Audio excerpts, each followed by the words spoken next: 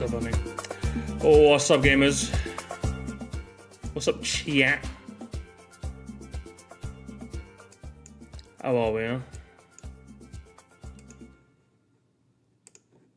What's up, my fellas, my gamers, hard on.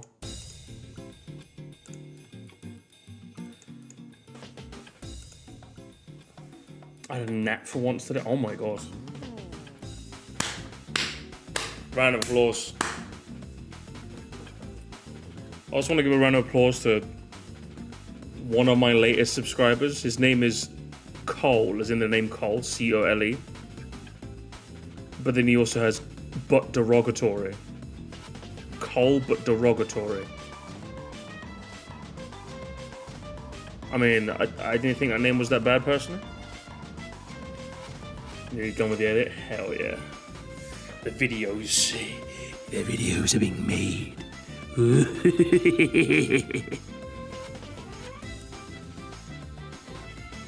Laughing at the shitpost. What's going on the shitpost channel? Let me have a quick look.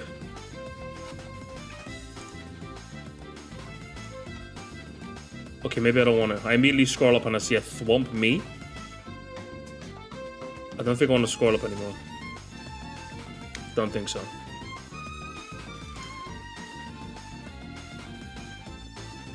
I've played God of War. Oh my god. Gamer. Do you know what I did? I actually had to uninstall Call of Duty off my PS5. It was getting too addicting. I was falling back into bad habits. And I don't mean the slurs. I mean as in like, I was just like constantly playing it to like grind for camouflages and all that. And I'm like, Musty, you went through this when you were 15, okay? You can't be doing this again. Which one? World War II specifically.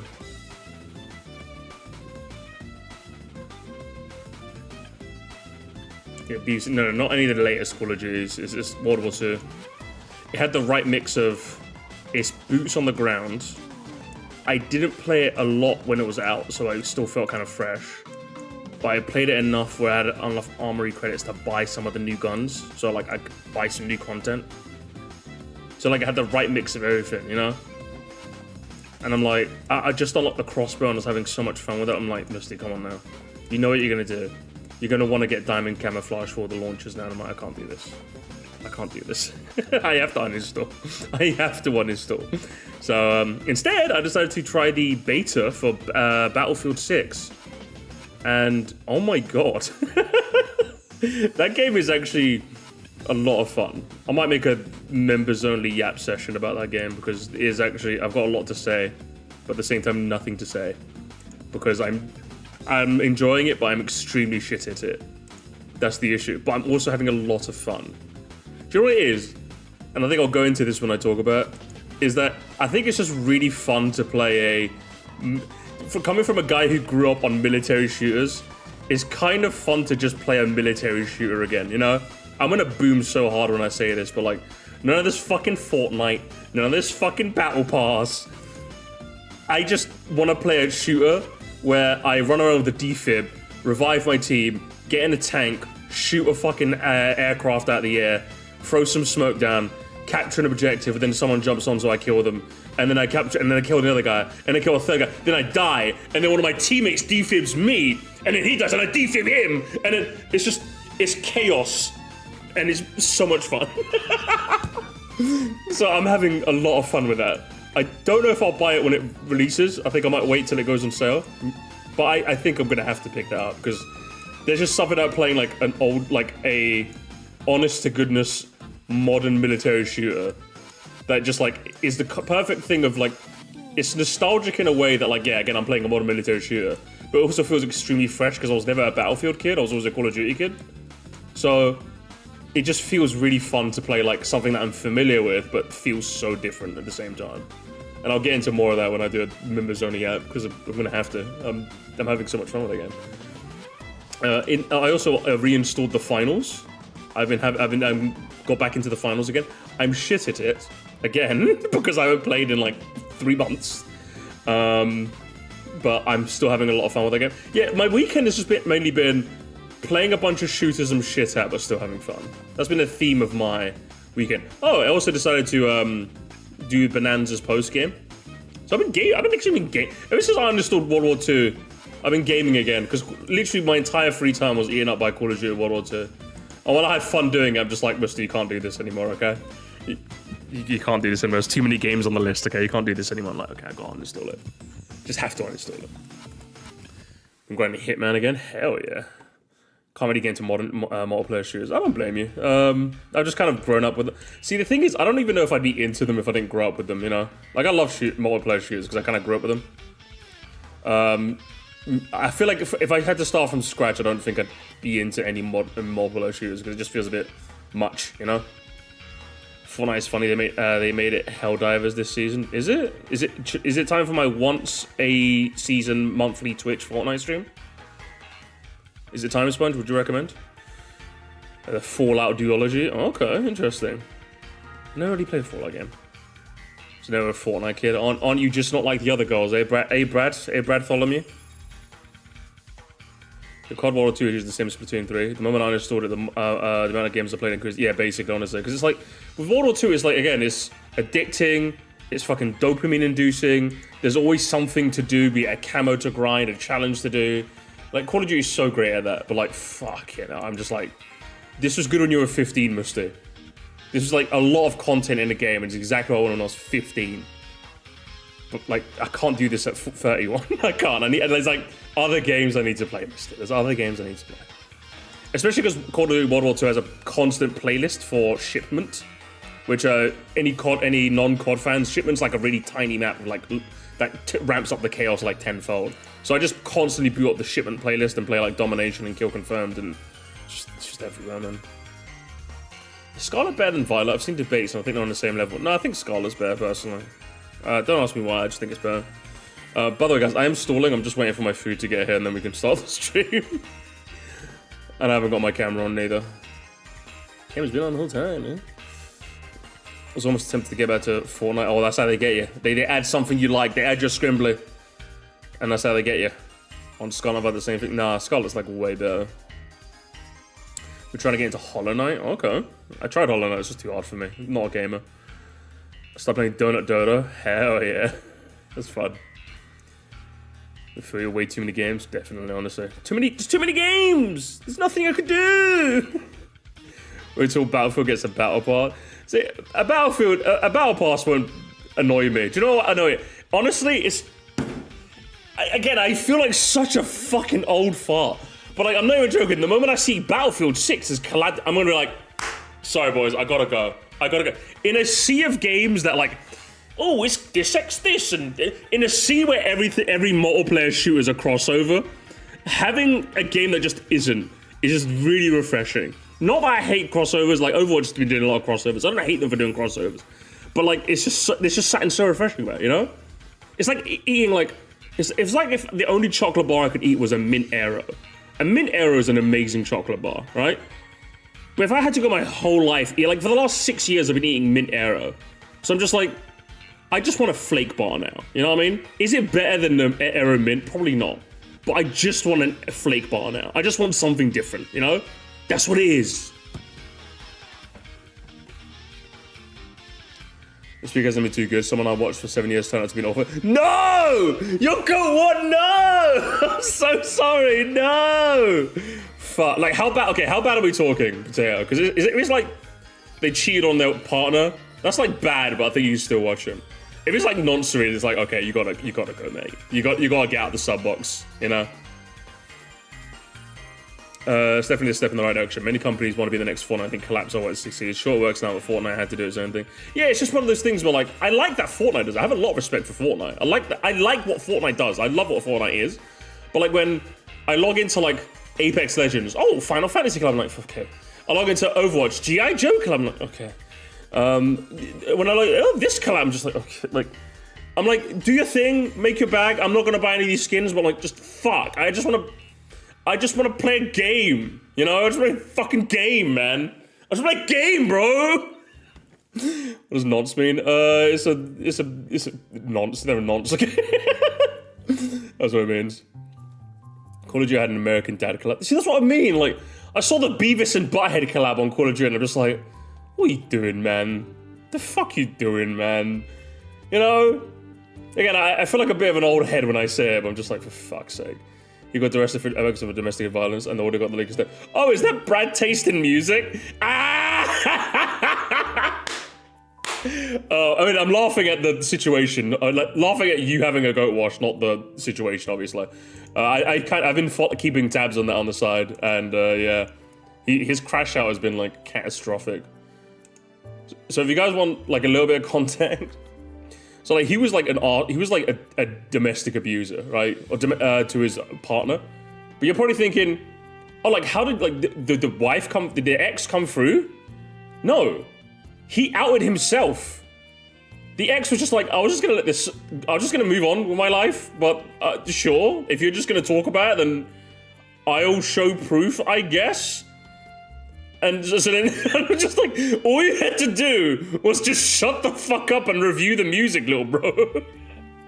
So his downfall has been insane to me, because I'm just like, the downfalls on the internet fuck with me are the ones where like it's entirely like self-done, you know? Those are the ones that really get my goat. Because I'm just like, all you had to do was just put the music in the bag. Do you know what I mean? That's all you had to do. He was a cunt, but like his wife was gonna let his ex-partner, I don't know if it was wife or ex-girlfriend. His ex-girlfriend was just gonna let him get away with it, just like whatever. I'm just gonna move on. I don't want to talk about it anymore. But like, man, he played himself. Crazy. So Potato, is it time for me to be washed as well?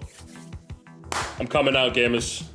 I'm coming out as a serial anti-Switch 2 grifter. It's happening, gamers. It's happening. It's happening. It's time, gamers. I'm gonna do something illegal.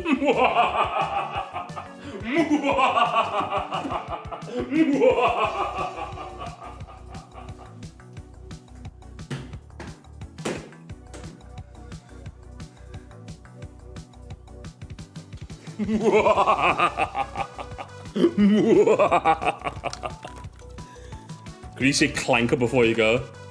I'll give you a better one. I'll give you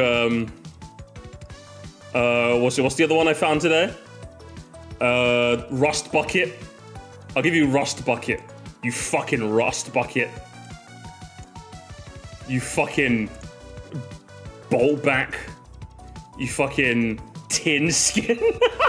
Okay, my food is here. My food is here, Jack. Give me a sec. Let me get my food.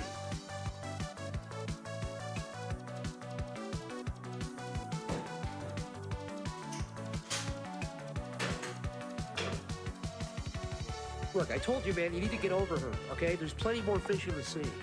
How do I look, yellow man? Big shot bacon pulls up with $2. You should go out and You cogsucker. You metalheads. Okay, I don't think you guys can see me. If I turn my camera on, you guys can't see me.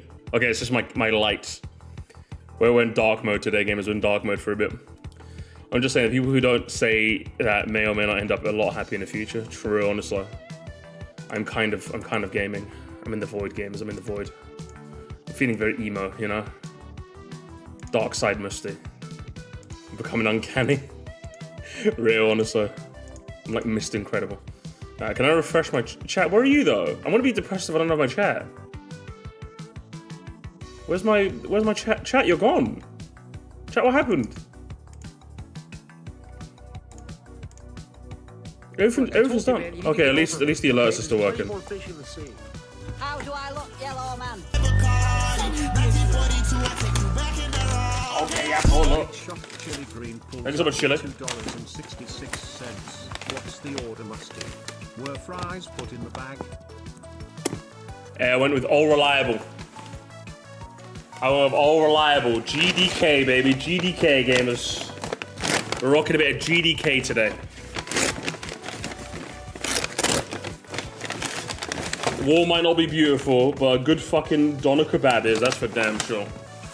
It comes in this nice triangle box.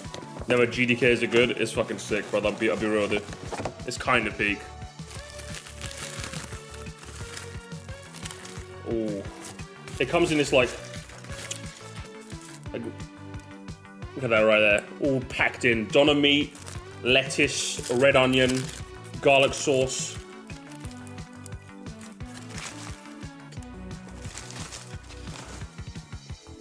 I've never had a kebab that proved me wrong. They have this deal going on where you get like a meal and everything for like 11 quid, which isn't so bad. A little pricier than I'd like, but delivering it. I've got a GDK in my town. It fell off slightly with new management, really? Sorry to hear him. I believe you missed a donor. Oh, I did. You're right. My bad. I was out getting my food. You need to get over her, okay? There's plenty more fish in the sea. How dare you? How dare you give me support when I went to get my food? Okay, yeah, pull up. Thank you so much, Megan. Pulls up with $2. You should go out and jaywalk. Jaywalk? Guys, I'm a guys, I'm a jaywalker. Gays, I'm also a jaywalker. I'm also a jaywalker, games. That's how it goes. Right, so I'm gonna be honest. I kind of don't know what I want to do today. Should we just play some games and watch some stuff? I mean, we'll watch some stuff so I can eat my food at least, though. And then we'll play some games. We'll do some races. That sounds like a plan there. Jaywalker, but with a bit of zest, a bit of, you know what I'm saying? A bit one of those. I'm the original Jaywalker. Hell yeah. Hell yeah, gamers. I've got some videos. I've got some fun videos, I think. We're watching. I've got, what did I have? I think I had a look at some videos. Depends. What are we in the mood for, chat? Are we in the mood for like some... Are we in the mood for like an anti-Nintendo grifter? Are we in the mood for some Coney? Some Pokemon? Some Odyssey Central? But like, what are we feeling today? I've got like a smorgasbord. I've got like a little bit of everything, you know? I've got a little something for everyone, you know? Taking off my watch. Shit's getting annoying.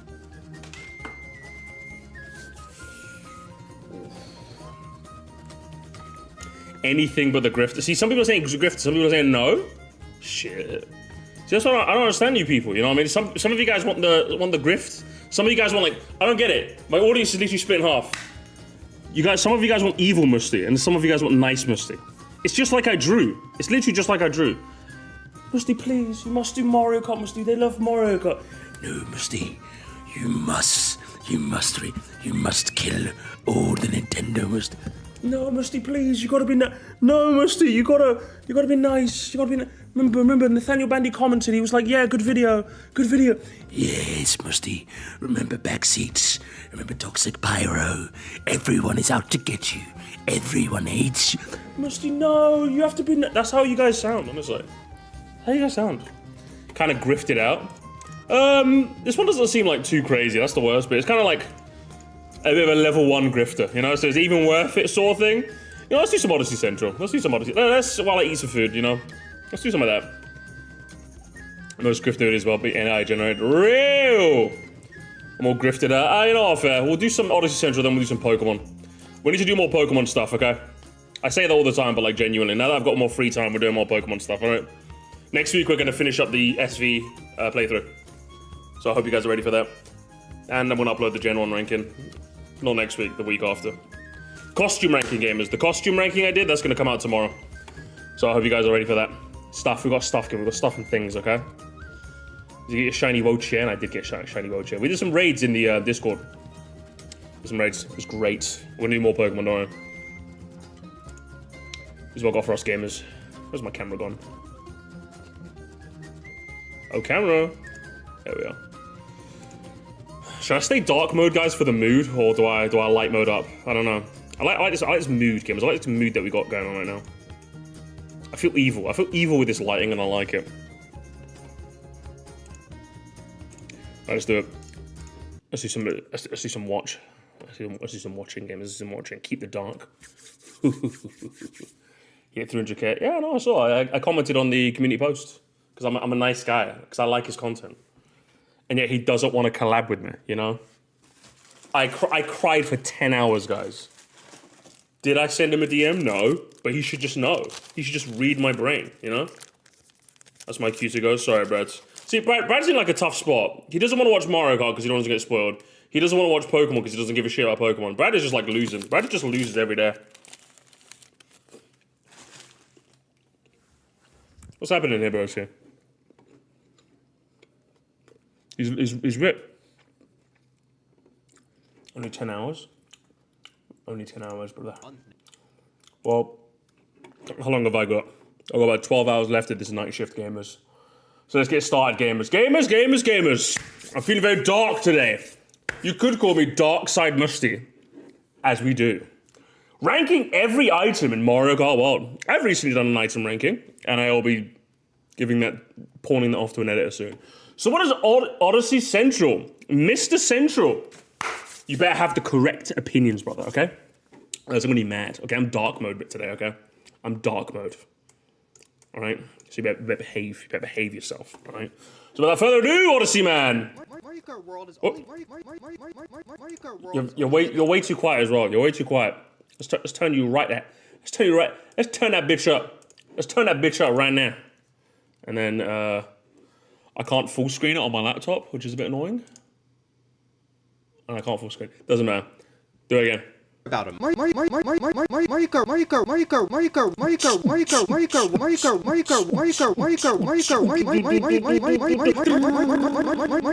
World has only been out for about a month now, and I already have trauma.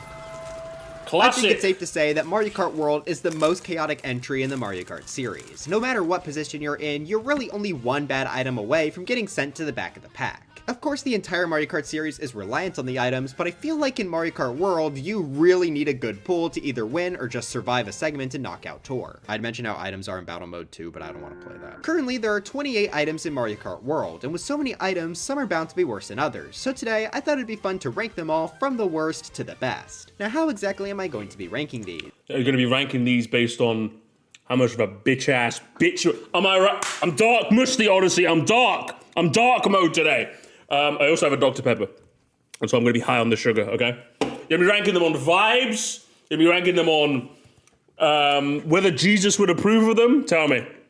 I'm going to be putting them in order of how good I think they are to use in either Versus Mode or Knockout Tour, which I think should be pretty straightforward. Yeah, on top of that, the context of when you get the item is also important as well. Items don't spawn in every position, so an item's usefulness will be determined based on the times you can pull it. I also want to make it clear that this is a very early list, and I'm sure as I play more online races, some of the positions, especially near the middle, will change. Okay. But anyways, if you enjoyed this video, please make sure to leave a like, subscribe to the channel, and let Guys, support is low for Odyssey Central, which means you have to send a super chat to me. and let's jump right in. Just for fun, we're going to be splitting this video off into tiers, so starting... No D tier though. Interesting. Because the D tier is where I put Karmic. So what Karmic is F tier then? Because it can't be C tier.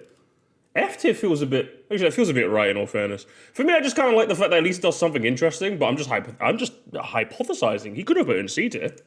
Off, we got our F tier. These are for the items you pretty much never want to get. So I'm assuming Blooper, Coin Block, and I guess Karmic has to go in there. I'm guessing it's those three. I can't think of anything other than those three. This is actually a fairly big tier with 5 of the game's items. 5? Whoa, what else is going on? Hang on. What else is going on here? Blooper, Karmic, Coin Block. What else? What else would go in this tier? I'm beyond flabbergasted. Oh, no, lad. You know the rules. And so do I. Poor Odyssey Central. Here's some money, Musty. Thank you so much, Chili. Support is low, guys. Support is low. Funding for So Musty is provided by all of your wallets. Coin is going to go in it, which I don't think is fair. I feel like if you put Coin in here, Odyssey Central, I am going to be this. I might reconsider. You have to be careful. Hey, that's a whole pregnancy, Odyssey Central. We know how the rules work here. Mario Kart World is only... Just for fun, we're going to be splitting this video the blooper. Oh, okay. Big tier with 5 of the game's items. So to kick us off, we have 28, the blooper. Makes sense. Predictable. Yeah, I absolutely despise this thing. Not necessarily because of the racing, but because I hate that I have to keep cutting around it because he always ruins my footage. I mean, says you. My editor... Someone's car alarm's going off. My editor can't even find fucking footage of this thing. And I've been trying games. I played for like 2 hours yesterday trying to find him a clip. I cannot find this blooper. It's annoying for us editors, true, but like, this guy, you got I'm just gonna, hey, Harry, if you're watching, just yoink Odyssey Central's clip. Yoink his clip. As most of us know, when the blooper spawns, he'll spray ink on the screen for a moment to block people's vision. In theory, this would help the player that used it, as the other players wouldn't be able to see where they're going. Unfortunately, that game theory is wrong. It barely affects anything. Most good players are going to have the tracks memorized. However, if you're playing with intermissions, which we all are, thanks Nintendo, then there are over 200 routes to memorize, so theoretically, the blooper could be more effective because it would be way harder to memorize that much. Except 90% of those are just driving perfectly straight, so you could just keep holding the A button without a single thought and be fine. So I think the blooper is actually much worse in this game because there are far less twisty turns than in previous entries. And of course, the worst thing the blooper does is prevent you from getting an actually good item to catch up with. Since it spawns around the middle of the pack, pulling a blooper means everyone else is going to be attacking or taking shortcuts to pass you. And I think it's even worse in Mario Kart Wild as well, because it's like, getting a good roll is way more important in this game than it ever was in the past. So getting a blooper like extra hurts, man. This is like in G tier, it really is, honestly. It's so bad. Luckily, while I don't know the exact numbers, I do believe the blooper is far rarer in this game. Yeah, definitely. I often go several races without even seeing one, which as a video maker, I greatly appreciate. So yeah, I have pretty much no doubt in my mind that the blooper deserves to be in last place. 27, Kamek. Oh, predictable. Predictable. For me, I tried to not factor in the fact that it gates an entire group of characters too much. Even if we ignore that aspect of it, the item is just kind of like mediocre. Do you know what I mean? Even if we take the controversy behind the character unlocks behind it, you know? He didn't deserve this. Here we have our first new item of the video, and I think it's the worst implemented gimmick in the entirety of the game. This is the only thing stopping me from saying in full confidence blooper is the worst, but I do think you can get slightly more use out of Kamek. Essentially, when used, Kamek will fly out in front of the user and transform everyone in front of them into a random enemy and also spawn a ton of obstacles. Yeah, that doesn't really sound that appealing. I think the worst bit of that is that, like, sometimes the obstacle it spawns aren't even that good. Like, sometimes it'll just spawn like one boom boom, and I'm just like, brother, what are we doing here? But then sometimes it'll spawn like a bunch of parabidi bugs. I'm like, oh, okay, now I've got to do some swerving, you know? It's like, what the hell? Sure, it can throw people off messing with their stats, but it doesn't last that long. On top of that, since Kamek is flying in front of you, the obstacles are going to be present for the person who used the item as well. That means it can end up hurting the person more than helping. And of course, this is another middle of the pack sort of item, so getting this instead of literally anything else is pretty painful. But the worst part about this item isn't relevant to the video. Oh, whatever, I'm still gonna rant. The Kamek item is what's used to unlock some of the enemy racers as playable characters, and this is one of the most baffling character unlock systems I have ever seen. To get the character, you have to be transformed into them by Kamek, but this requires so many levels of RNG. First, like, whose idea was this though, man? Good lord. Like, it's one of those things where you're like, it's one of those things where you have to like unlock maybe a secret character, right, chat? Where you have, oh, if you use Kamek and get transformed into this character in this map, you might unlock this secret character. Do you know what I mean? That feels like an unlock method for like a secret character. But this is just like, haha, tee tee tee. This is just trolling. They were just trolling so hard, man. Yeah, it's Call of Fury. It kind of is Call of Fury, but man, whose idea? First off, you have to hope someone even gets Kamek, and I'd say he's the rarest item in the game. Then you have to hope you are in front of that person, because the person who used it and anyone behind them doesn't transform. And then from there, you have to hope Kamek transforms you into an enemy you want to unlock, which is purely random, and you can get repeats of the same enemy. I am over... You use the open wall we just spent years unlocking, or just make it RNG. Which way, Western man? Which way? Okay, I pull up. Big shot pasta peoples up with $3.62. Thank you. Mario Kart World League. 4 new characters. Diddy, Dixie, Void Kong, and Peachette. Peachette!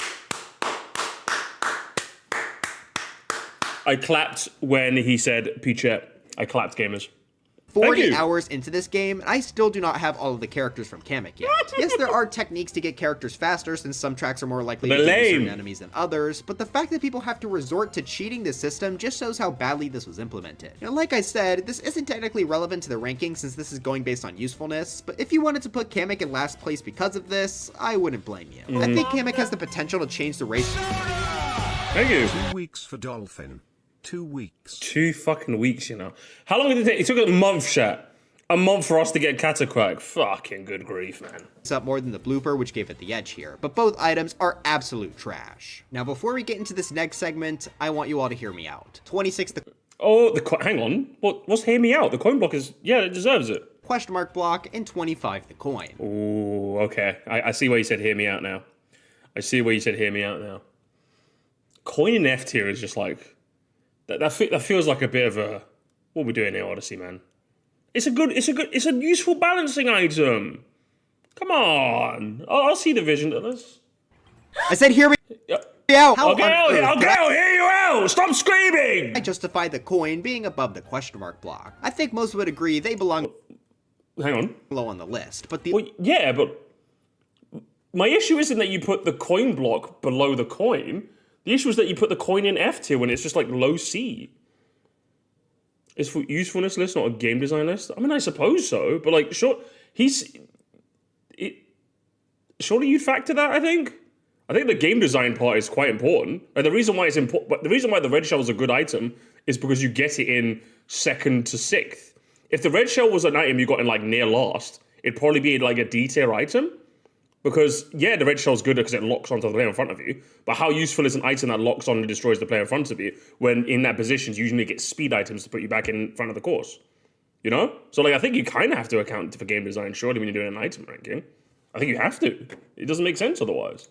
ordering of the two may seem whack on a surface level. Let's look at what each of them do, as they are very similar. The question mark block gives the user a coin for every time they hit it, allowing them to get up to 7 coins according to the wiki. The regular coin item gives a player 2 coins. Now looking at those numbers, something isn't adding up. Why is the one that gives less coins the better option? Well, that's because It's not about money. It's about the placement where you get the item. This is why I mentioned context being important in the intro. The question mark block is another middle of the pack item, which means whenever you roll this, you could be getting something like triple mushrooms or a mega So useful balancing, but it doesn't help you always, except having on you so a boo can steal a coin. Still important though. I don't know. I'd still factor that. I suppose it's based on how much you want the item. Yeah, I suppose you're using it. Oh, look at all these simps. Look at all these simper essentials in my chat. Wow, guys, you're supposed to agree with me. Wow, unbelievable behavior. No reactions for a week. mushroom instead, which is much more helpful. Meanwhile, with the standard coin, you're only going to see this in the very top positions, most of the time only in first place. Now in Mario Kart 8, getting a coin from an item box could easily be the end of your first place run, as it stops you from getting a defensive item to block red shells. However, in Mario Kart World, red shells are much rarer for second place. Most of the time, if you're losing a front running spot, at least in my experience, it'll be due to a blue shell. That means if you pass an item set and only get a coin in this game, you're much more likely to survive without getting hit than you were in Mario Kart 8, due to the lower red shell chance. Exactly, yeah. Almost like we're Almost like we're. Hang on. Who is this guy? Who is this guy? Cast Form 7. I've never seen you before. Conform to Mustyism. Conform to Mustyism now. Or get banned. Making the coins a lot less bad to pull. I mean, if you aren't going to get hit anyway, why not get an item that'll help boost your top speed and potentially extend your lead? Coins are still obviously not a great pull, but I would argue they are much better here than in 8 Deluxe. So when we compare the downsides of pulling a coin versus pulling a question mark block in the context of their positions, I think the coin is far less detrimental. That's not to mention some of the other weaker aspects of the question mark block. Since it's an item that requires you to spam, it could delay you from using an actually good item that's in your second slot. Additionally, the question mark block also spits out coins onto the road, 2 per hit and 12 per last. While the person using the item can pick up some of the coins for themselves, really these just help the people around the user. So not only did the surrounding racers most likely get a better item, but they're also leeching off of this item. So in my opinion, I think the question mark block is indeed worse than just the standard coin. But Okay, yeah. I mean, good analysis, firstly, but I don't think that's the crux of my issue, personally. The crux is, why is the coin an F? The coin is trying, okay? It's trying. to end off our F tier, we have another new item in the form of 24 the gold shell. Oh, really? F tier, bro? Shit, man. I think I gave it like a C, didn't I? Because once again, it's trying, you know? It's trying. It's trying something. It does kind of suck. Let me hear you out, Mr. Odyssey, man.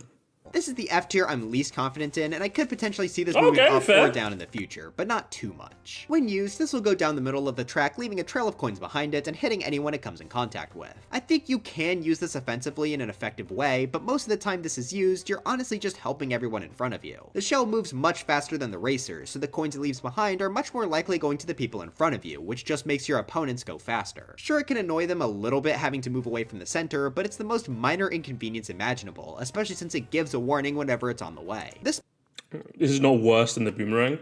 I think he uploaded this before the update, so I'll give him a pass for that. I'll give him a pass.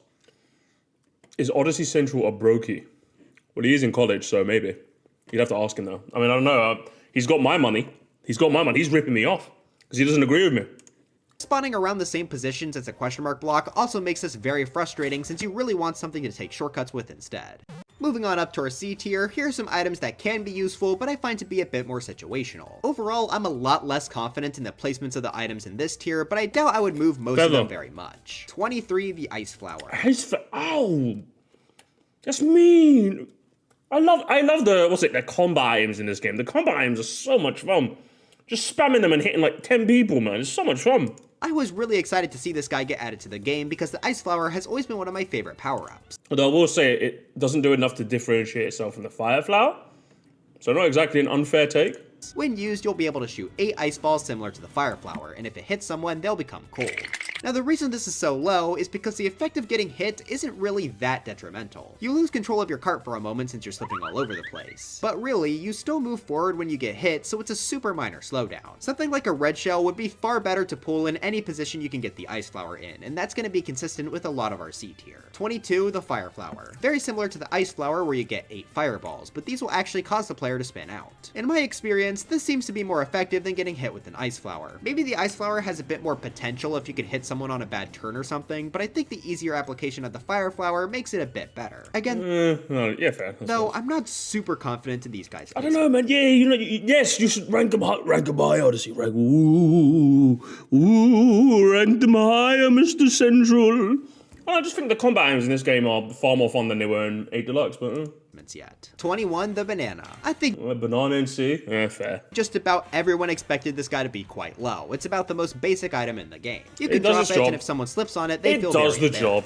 Now, it may seem very weird to place this above the flowers, but again, keep in mind the positions you can pull these items. Bananas are reserved for the top few positions, and one thing bananas are great at is defending against incoming attacks. Yes, red shells are rarer in this game, but they still definitely spawn, so getting a defensive item in first place is a good pool. I will also say it's probably easier to place bananas effectively in this game since you can put them on rails, which can stop people behind you from taking big shortcuts. Still though, I can't place the banana that high up due to its pretty simplistic uses. 20, the Green Shell. It's here for the same reason, a very basic attack item that's good for defense. I think I put it in B because I just love the sound design in this game based on the Green Shell. It makes those Green Shell snipes all the more fun, and it makes getting tailed by one all the more tense. The Green Shell is a lot easier to hit people with due to how it's thrown though, so that gives it the edge. You can also throw green shells on rails in this game and they'll stick to it like a banana, which could help with attacking. 19, the Hammer. Yes, you can— Oh, no! Kill this guy! Kill this guy with hammer! No! No! Odyssey Central doesn't like fun! He hates me! Guys! He hates me! No!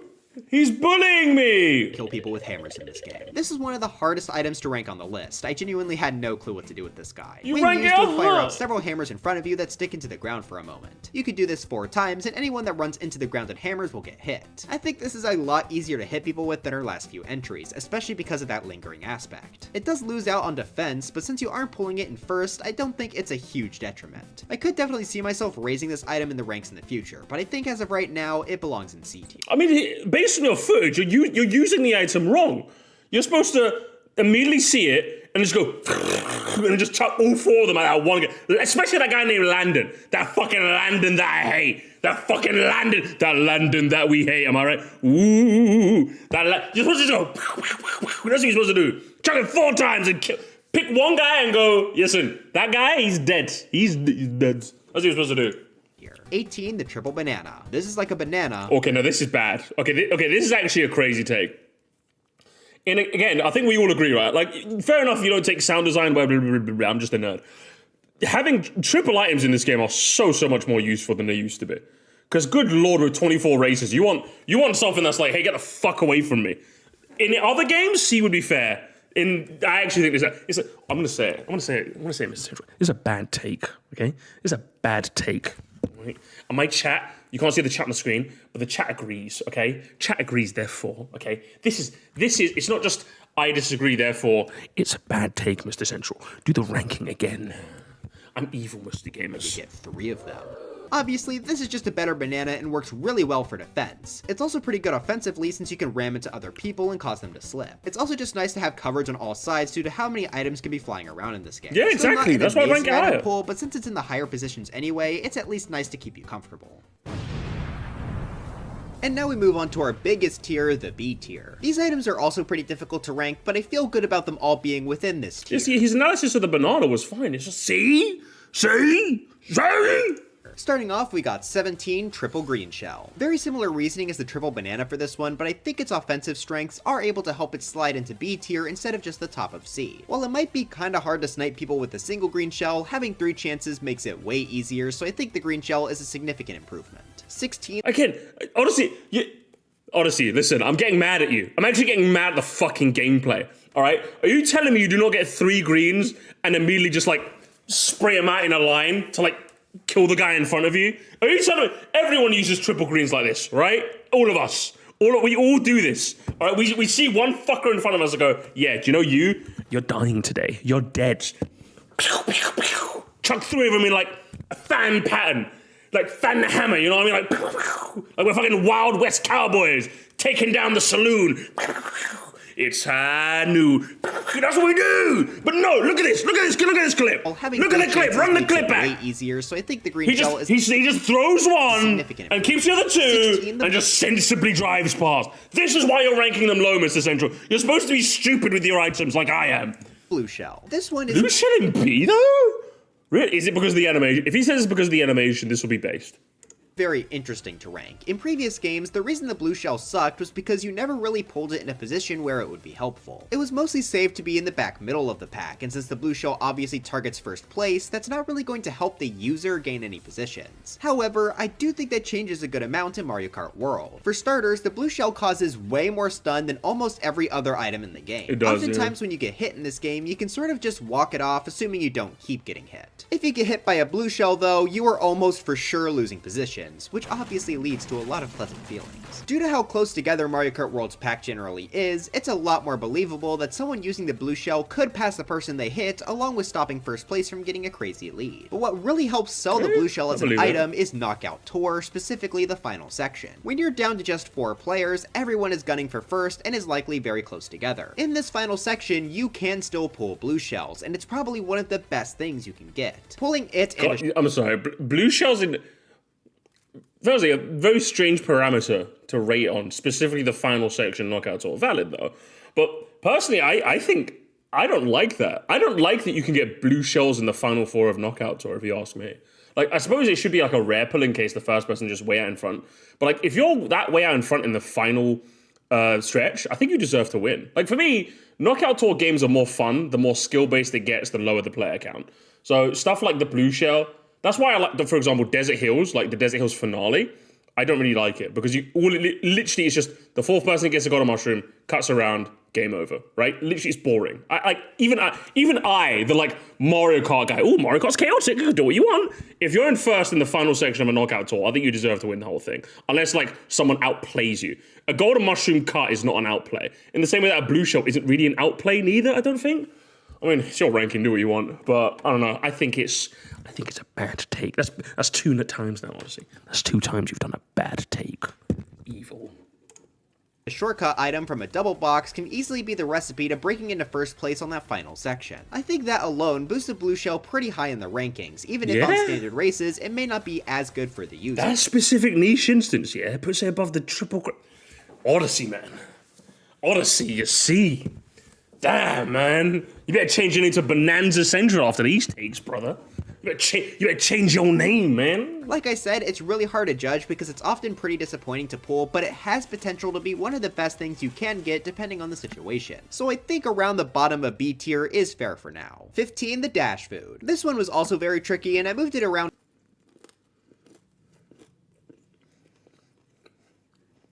Middle of B? Dash food? You mean the item where you can't... You mean the mushroom that's inconsistent? What an odd ranking, Mr. Central. It's one of the strangest ranking of his I've watched, actually. Very strange. A lot of disagreements. I like it. American perspective. True! American Central, American alert. Quite a bit while constructing the list. When you get it, you'll receive a different piece of food depending on the region, but they all have the same effect of acting as a small speed boost. Also, if you're using a character with costumes, you can unlock them by eating this. Why didn't they give dry bones any? Essentially, this just acts as the worst mushroom as it's a much smaller boost and it won't let you dodge the blue shell. So why is it higher than the fucking thingamajig, huh? Now what makes this difficult is because of how it's obtained. Unlike everything else, you don't get this from item boxes. Rather, you get them from these fast food bags on the intermission. And generally they tend to be on the outermost path, which makes them not worth it to go for unless you deliberately want a costume, generally speaking. Oh, it's fast food, I get the joke. I think that honestly makes it pretty good, since it's an item you're always guaranteed to get as long as you want to pick it up. This I suppose you're not right. I suppose you're not wrong, actually. You are right. Generally speaking, more often than not, I suppose in these instances it's not too bad, but most of the time it's like kind of on the outer path.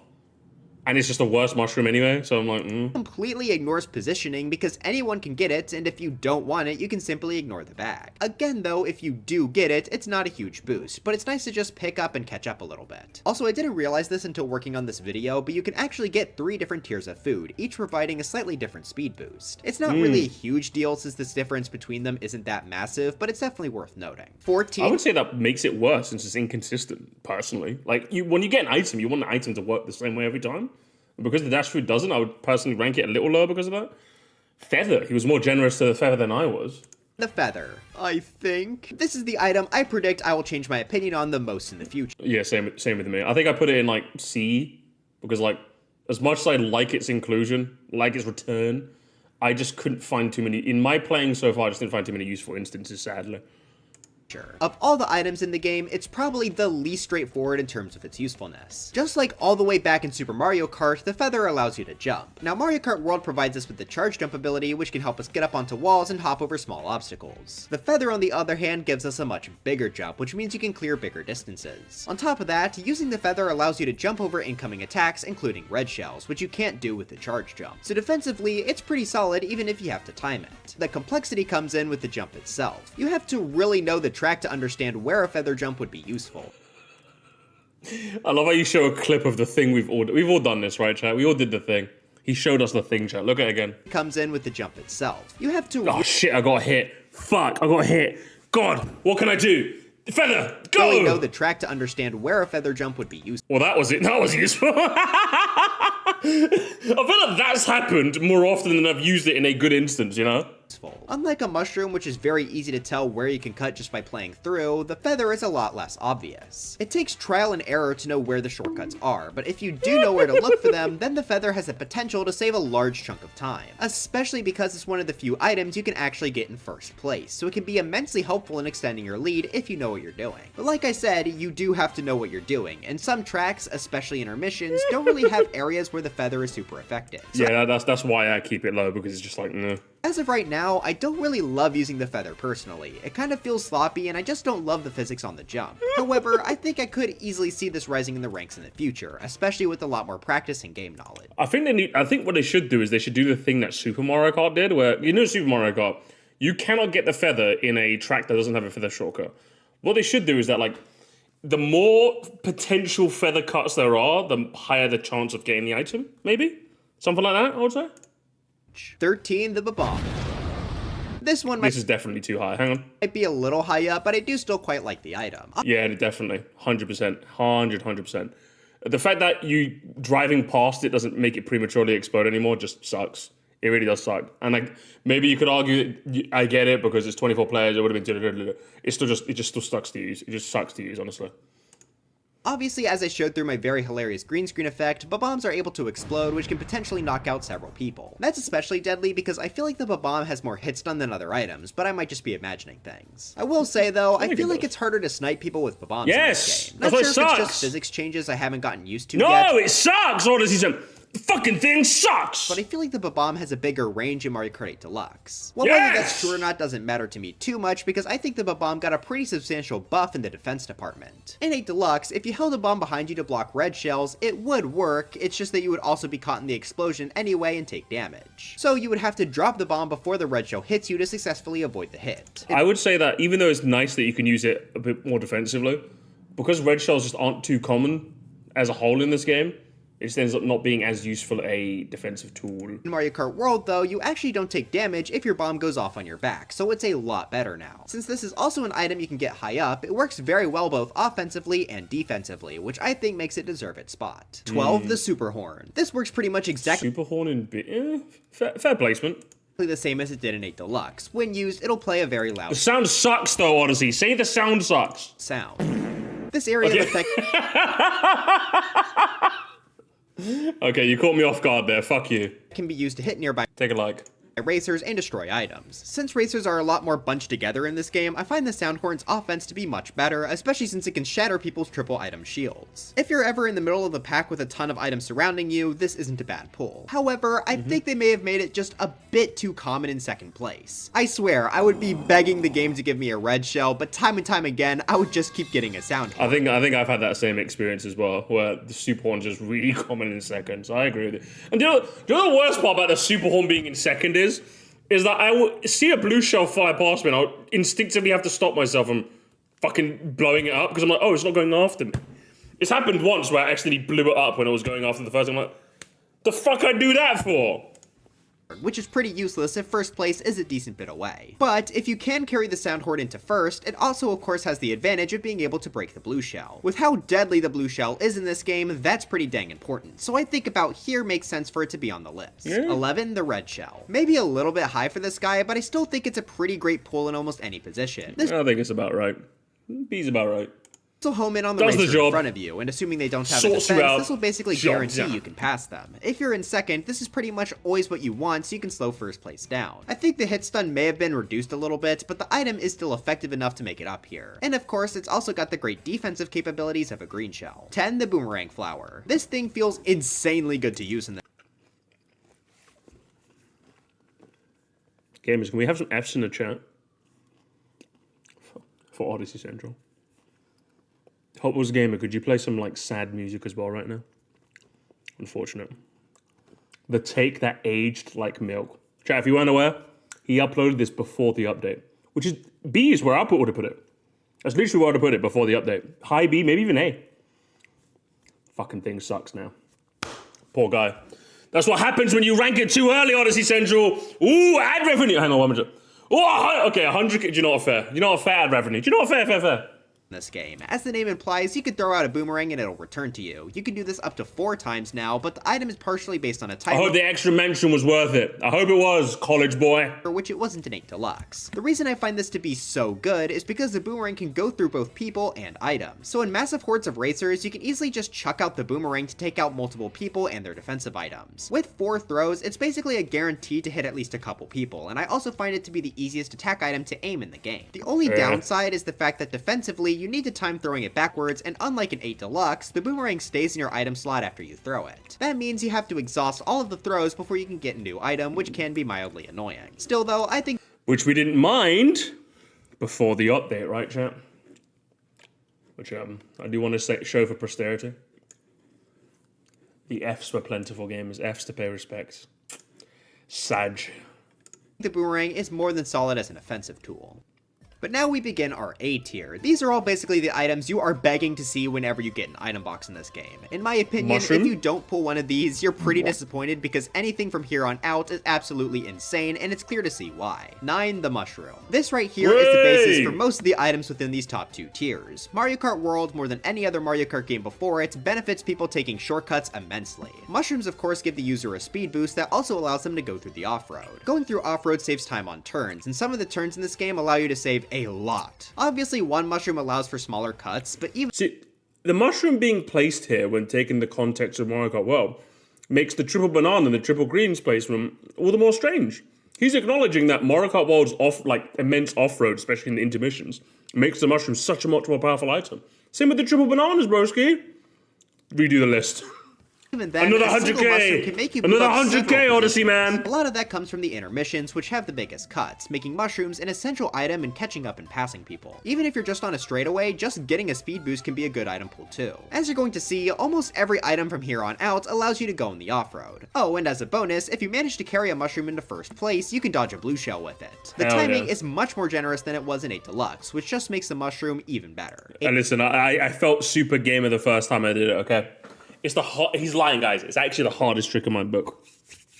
I have a TikTok video where I posted my epic first ever time doing a spiny dodge. It was sick, gamers. It felt like a moment. 8 the Boo. This gives the user Too low. Too low. Too low.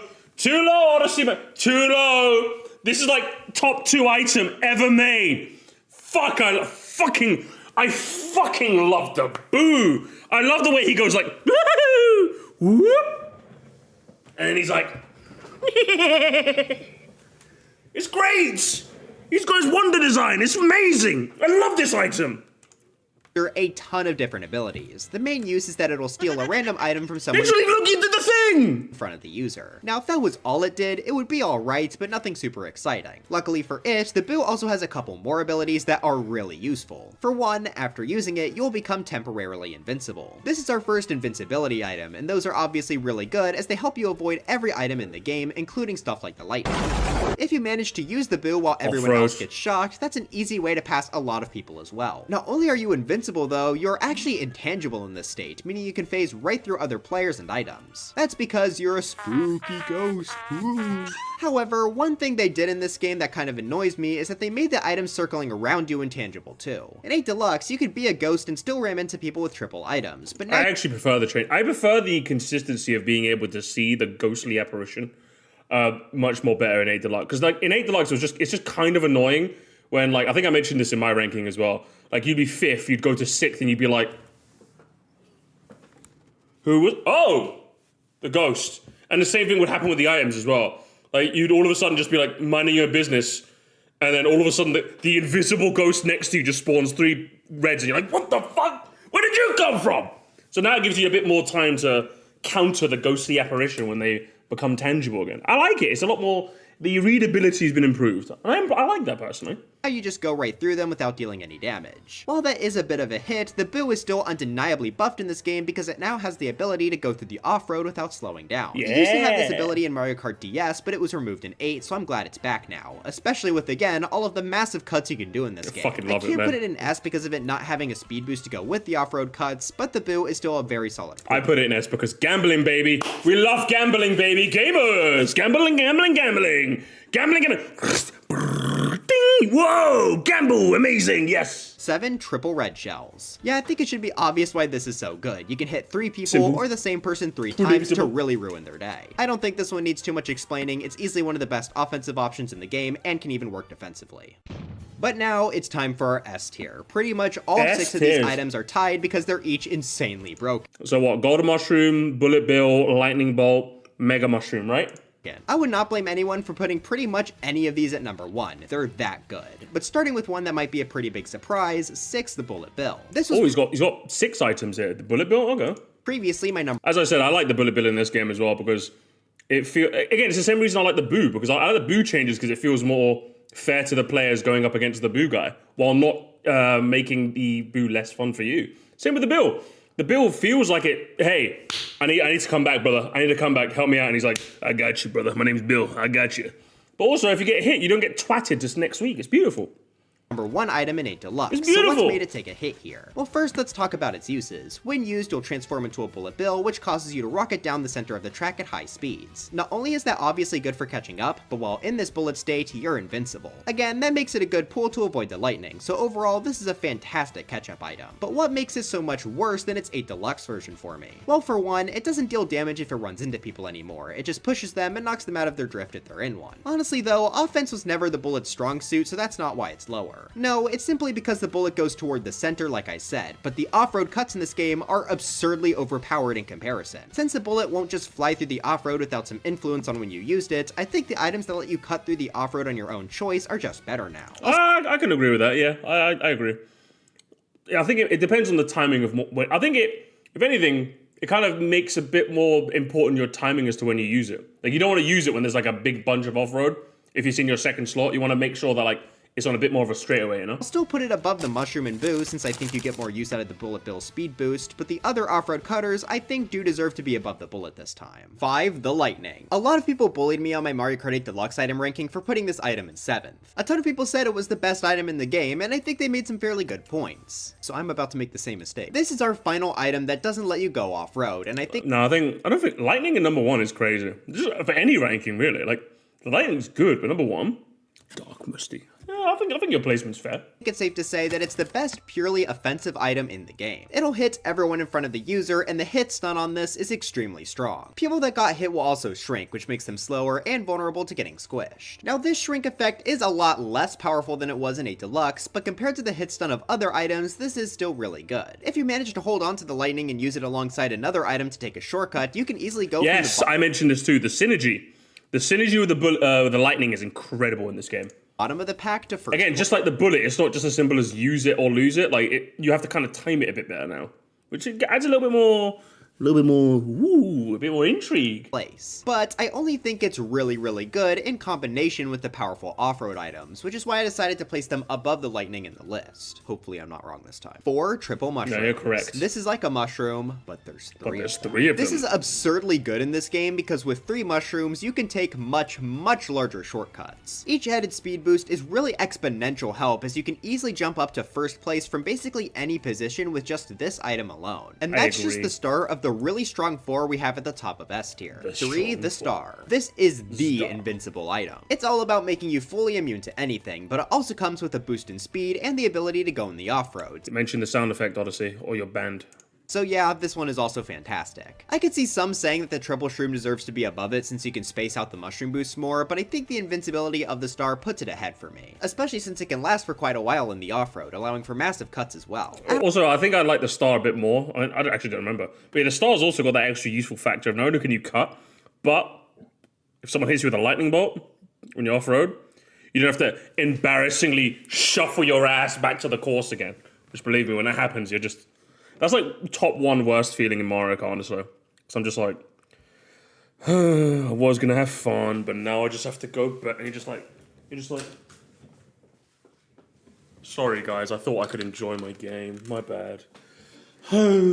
Add on that ramming into someone while using the Star causes damage, and this is just a super good item. I have heard some people think the Star is a lot worse in this game, but I'll be honest, I don't know why exactly, because this feels just as good as ever to use. And also the sound effects. You know, it gives you a clear indication when it's about to run, which in a get... Again, the amount of times I've been taking like an insane amount of off-road and I hit that... I'm like, okay, time to go back, you know? It's nice. It's nice, just like the support. The support is high. 3 Mario Paint art requests open. What you want, chat? Chat, what do you want on Mario Paint? I'm sure the Mario Kart people will scream at me in the comments. 2. The Mega Mushroom. They I always was will, brother. not expecting this item to be as insane as it was going into the game, but I feel like it's undeniably extremely good. The main use of the Mega Mushroom is of course the fact that it makes you big. That gives you the ability to run over people, which is one of the most deadly bits of hit stun you can do to someone, as being squished causes them to move slowly as well. With your giant size, And the it's also sound very effect, easy Odyssey, to hit the people, sound especially effect. with how tight the packs can be with The- a high player count. But on top of all of that, the Mega Mushroom lets you go in the off-road, which I don't think I need to keep saying is overpowered. And the Mega Mushroom is also our final item to make you invincible. If you get hit by lightning, you will shrink down, but only to normal size, so it basically gives you a free hit without punishment. I don't think it does that in this game. I think it does it in Wii, but I don't believe it makes you smaller in this game. Am I mistaken, chat? I don't think it does. Is Odyssey Central wrong? Ooh, Odyssey Central. Ooh, you're wrong. Ooh, he's wrong. Big Channel's wrong. Ooh. You know what you gotta do now? Whole video's gotta go. I'm telling the teacher. So really, I think the Mega Mushroom is just a slightly better star, which I think makes it the runner-up on our list. But I think number 1 I mean, God of Mushroom, obviously. easily has to go to the Golden Mushroom. They buffed this thing Bruv, immensely. it was like top 1, like worst item in 8 Deluxe, and they were just like... And the Golden Mushroom was literally like, and I took that personally. And I took that Personally. I never really liked it in 8 Deluxe because anytime I No could one get it, fucking I was liked wishing it. for a bullet instead. It was still a good item, just not quite the best. It is now the best. I don't think I'm gonna get much pushback at all for this. No. The golden allows you to use several mushroom people boosts are by spinning lying. the I'm gonna item come button after within you. the time limit. I'm You get not gonna way come more after boosts you. out of this than even a triple mushroom, meaning you could take the largest cuts with this out of any item. And yes, some of the cuts in this game And also the sound effect. There's a distinct lack of sound effects being mentioned, honestly. Like, it gets higher pitched as you go, which makes you feel like, yeah, come on. Are so many- It's like, it's almost as dopamine high as hearing the Gen 3 Leaf Blade sound effect, you know? That's like a sound effect, you know? Gen 3 Ice Beam as well? Come on. Gen 4 Hyper Beam sound effect? Golden Mushroom sound effect. It's up there, like top 10 sound effects ever made. massive that they require a golden mushroom to cross. So if you do get it when one of those shortcuts come up, which are quite common on intermissions, you are instantly rocketing into the top few positions. So even though this doesn't make you invincible like our last 2 entries, the shortcut potential on this item is way too big to ignore. Although, Odyssey, again, you have to take that in the whole video. Potato said, I think the lack of invincibility puts us at 3rd. What about Gen 1 Psybeam? Gen 1 Psybeam. Top 10 Pokemon sound effects. I'm making that video, chat. I'm not joking. I'm making it now. And I just think it's There's some funny iconic... Pokemon actually has some iconic sound effects. how it works basically exactly the same as it did in 8 Deluxe, but purely because of the setting of the game, it's way better here. I have made so many comebacks purely because of this guy, and I think every player has as well. It's why bagging is so good, because you can just wait for a golden Bagging! He mentioned bagging! Unexpected item in bagging area. Odyssey Central. My goat. He's getting competitive, baby. He's getting competitive. Hell yeah. and shoot all the way to the top. So for being an absolutely insane item for shortcuts, I think the golden mushroom has to take number 1 as the best item in Mario Kart Yeah, World. fair. But anyways, that's it for this video. Do you love the ice cream dash food and hate me for not putting it at number 1? Let I me know in the do! comments. Sorry if my uploads get a bit more spread out for a little while. Oh, sorry for the uploads. Oh, college boy. Oh, I've got final assignments, yeah? I started my college classes for summer.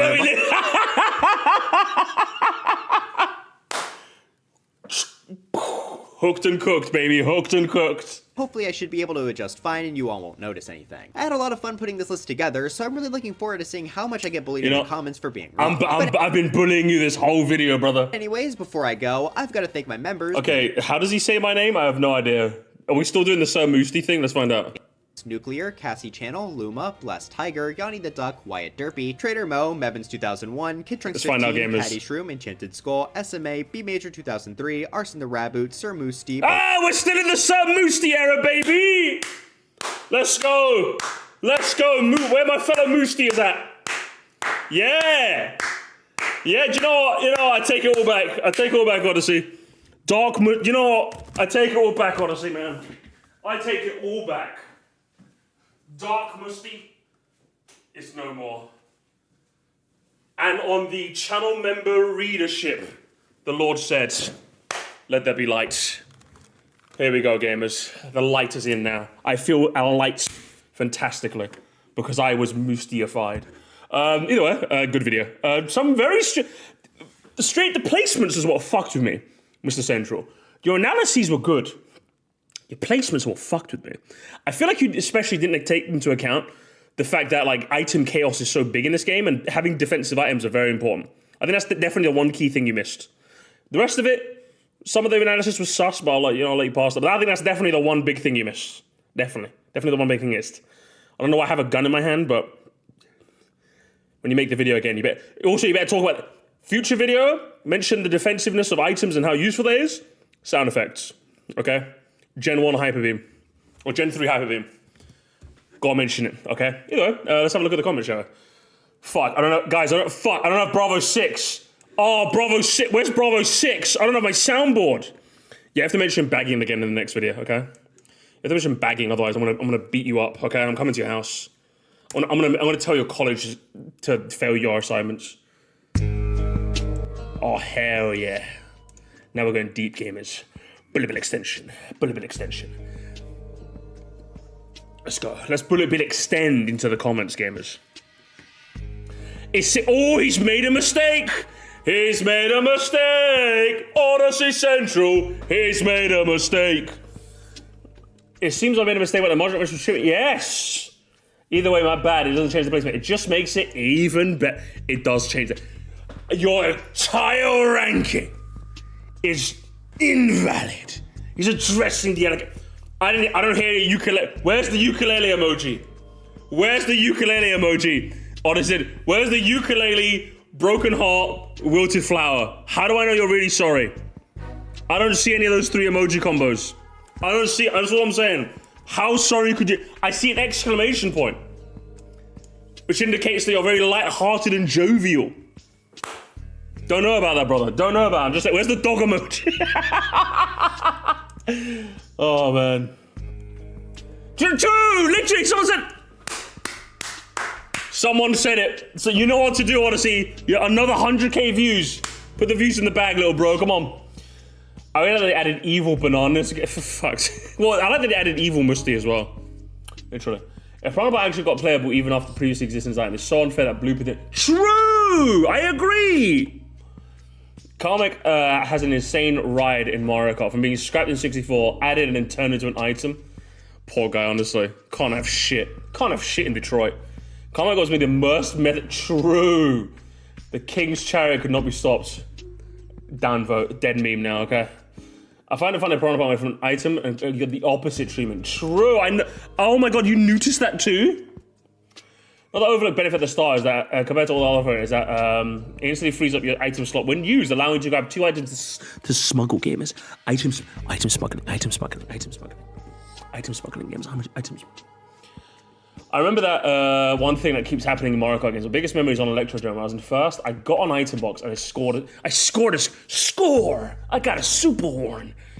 And a little while later, Blue Shell came to the finish line on the last lap. I stole my super horn. So I was ready to use it, and then Blue thought, wouldn't it be so fun? It would be so funny. It would be so cool. So then someone passed on. Marcus had a green shell and used it to snag back my position. And it lined up perfectly. And then Lightning Strike took over a green shell.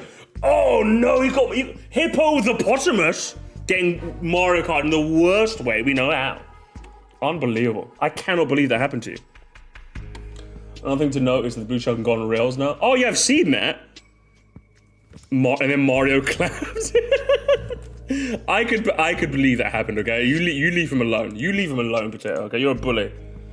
Should add item skin so we could use swoop. You might be onto something, champ. Oh my gosh, the real Catholic gamer! Oh my god, and all he did was correct. Hey, moron! Did you read the pinned comment? He addressed the allegations, huh? Hey, leave him alone. He's not going to hell. Leave it. Downvote. If you're a real Catholic, you would forgive, all right? Unbelievable behavior. Blame the sinner, not the sin. Or blame the sin, not the sin. I don't know which order that one is, okay? Let's item slot. There's something in it. Hang on. Mega Mushroom stays in your item slot, but the star immediately disappears. It's something I never considered. It's definitely a fair point. The two are close to me. I can see it again either way because of this. And then classic. Odyssey, you have to kill him. You have to kill him, Odyssey. You replied to a comment in earnest, and some paparazzi thought they could use an opportunity to record. Make this video. Make this. Downvote. Upvote. There we go. Kill him. Bonanza Central. What else have we got? God of Mushrooms Green, but the shock literally has to be number 1 with that. No contest! It requires other items like mushrooms to take shortcuts and gain spots. It's basically the entire reason you cover in a lot of intermissions. You don't even have to use it yourself, you can just dodge it. And it creates the same effect. If you're the user of the item, you can time it so that you're the only one who gets items at the end of the race, or at least most people possibly dodge. It's an insanely high skill ceiling, there's no doubt in my mind it's the best. Also, I disagree with the boomerang placement. Similar to the God Mushroom, when you get a convenient placement, it can be a great attack item, but only when you get lucky. Yeah, but like in this game, it feels great because there's more often than not, you're gonna be in a good spot to hit people with it, which I like. And also, this is just bagging. I bet he holds a lightning and bags for the entire race. Mr. Whip Tongue Bulb, and he's a Pikmin guy, and he's a bagger. Unbelievable. For the shock, I definitely understand it, hence why I think they were STL basically tied. As for the boomerang, I kind of feel the way about every B tier item. Like I said, it's not A tier item. I'm almost always disappointed. I can see it moving down a tier because I don't think it belongs outside the D tier. You know, fair. You stood your ground. You stood your ground, but I appreciate it. It was annoying for YouTube footage that I didn't know it was in the game until a couple of days ago. True. Snipper clips in the big 24. Hang on. Trial and error to know where the shortcuts are. But You leave snipper clips alone, okay? He wanted to play snipper clips with his friend, okay? At least he has a friend, huh? At least he had a friend to invite over to play snipper clips with. Down vote. The friend was me, by the way. The friend was me. Exactly. True.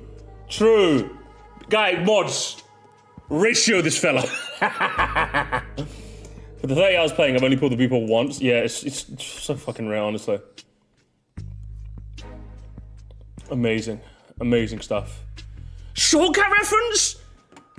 Shortcut collab leaked? Where? What even clip was this? Where's the clip? thanks, Nintendo. Then there are over. I don't know the reference. Whatever. Shortcut collab alone. Shit, don't get a shit. That's what I'm saying, right? For no reason. It's unbelievable. True, honestly, I'm glad he made Bonanza Central. I love how he's gonna have that nickname for at least like the next month, at least like minimum, and then it's kind of over from there. What are you talking about? I'm okay, coins help. If you hold it in an item, you get defense time or attack because you can't get double coins. It protects your second item from boo. Yeah, but like he also has a life and doesn't play this game competitively. How did you expect him to know that, nerd? Downvoted. The blooper needs to cover much more of the screen or rework entirely because it's a joke. You know what, Mr. Allen? Default Dan.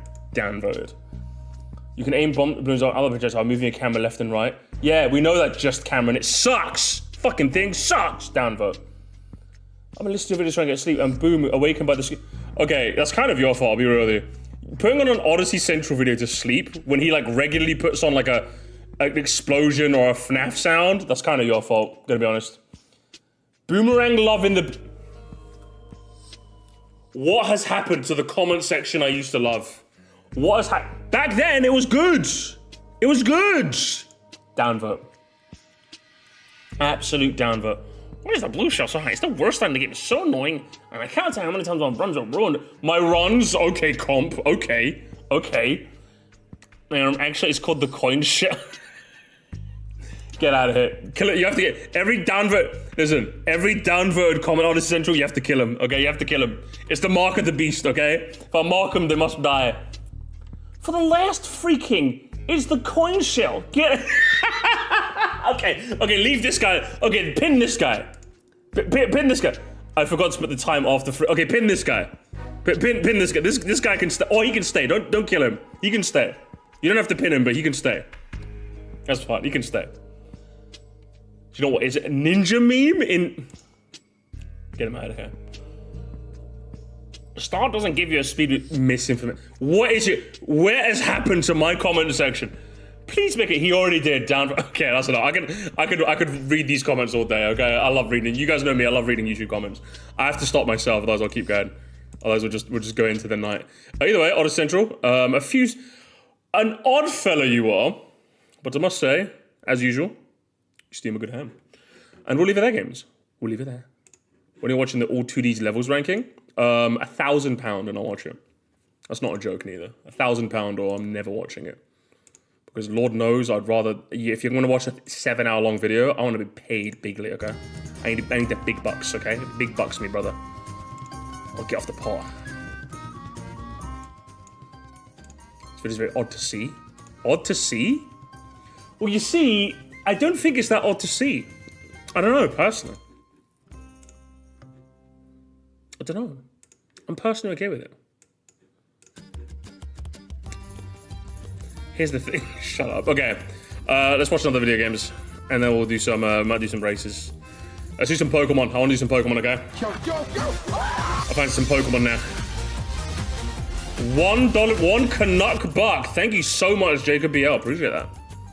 The Canadians are supporting, guys. Why is my stream being carried by Canadians? Fucking Canadians. Of all people, huh? Of all people. Canadians, huh? Right, gamers, I got a weird one now. I got a weird video. Apparently woke ruined gaming. I'm curious. The Canadians, gamers. What is going on? What has happened to the stream I love? What has happened, gamers? It's all just Canadians and Canadians. Where are my Britons at, huh? That's it, I'm going dark mode again. The Canadians made me dark.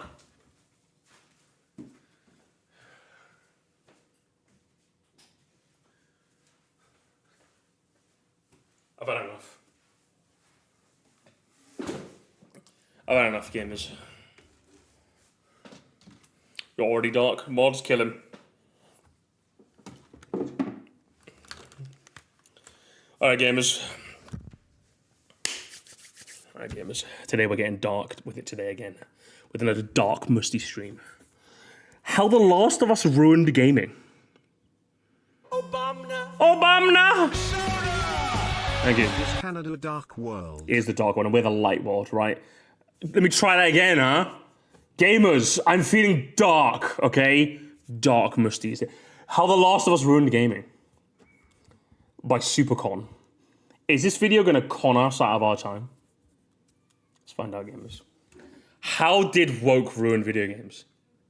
I need to know, gamers. I need to know. Otherwise, we're not gonna sleep at night. Is he some sort of con artist? Say that again. Gone from little. Oh, what the hell? From the top, brother. From the top. Whenever you're playing a video game, what are things that you look for when playing it? Is it the I look for mostly gameplay. Really, I just want a good gameplay. graphics, the music, the levels, the story, or perhaps is it just the overall fun you're having while playing a game? I'm gonna guess that because of the way you phrase that, you're gonna say fun. Personally, besides good gameplay and good story, what I look for in a game is, am I having fun? And with Yeah, fair. You know, fair metric. most games I played throughout my life, I've always had that feeling. While yes, there are games where I've not felt that at all whatsoever, when it comes down to it, most of the time when playing a video game, I usually find myself having fun with a good amount of games. Yeah, okay. Oh no, you must be mistaken. This came out 14 years ago. As time went on and technology has advanced, we've gone from little 8-bit pixels in the 1980s to now the most realistic looking eye candy out there. And while that's awesome that we still got Oh, I get it, gamers. It's not woke. It's Last of Us made a game that was more story than gameplay, and because it was so successful, every game decided to copy The Last of Us. Therefore, The Last of Us ruined gaming. So we just say, fucking no. Like, yeah, The Last of Us had like some impact on gaming as a whole. Don't get me wrong. And it finally I think the Uncharted games did a good job of that. But I think The Last of Us definitely cemented the idea of like you can tell a good story through video games.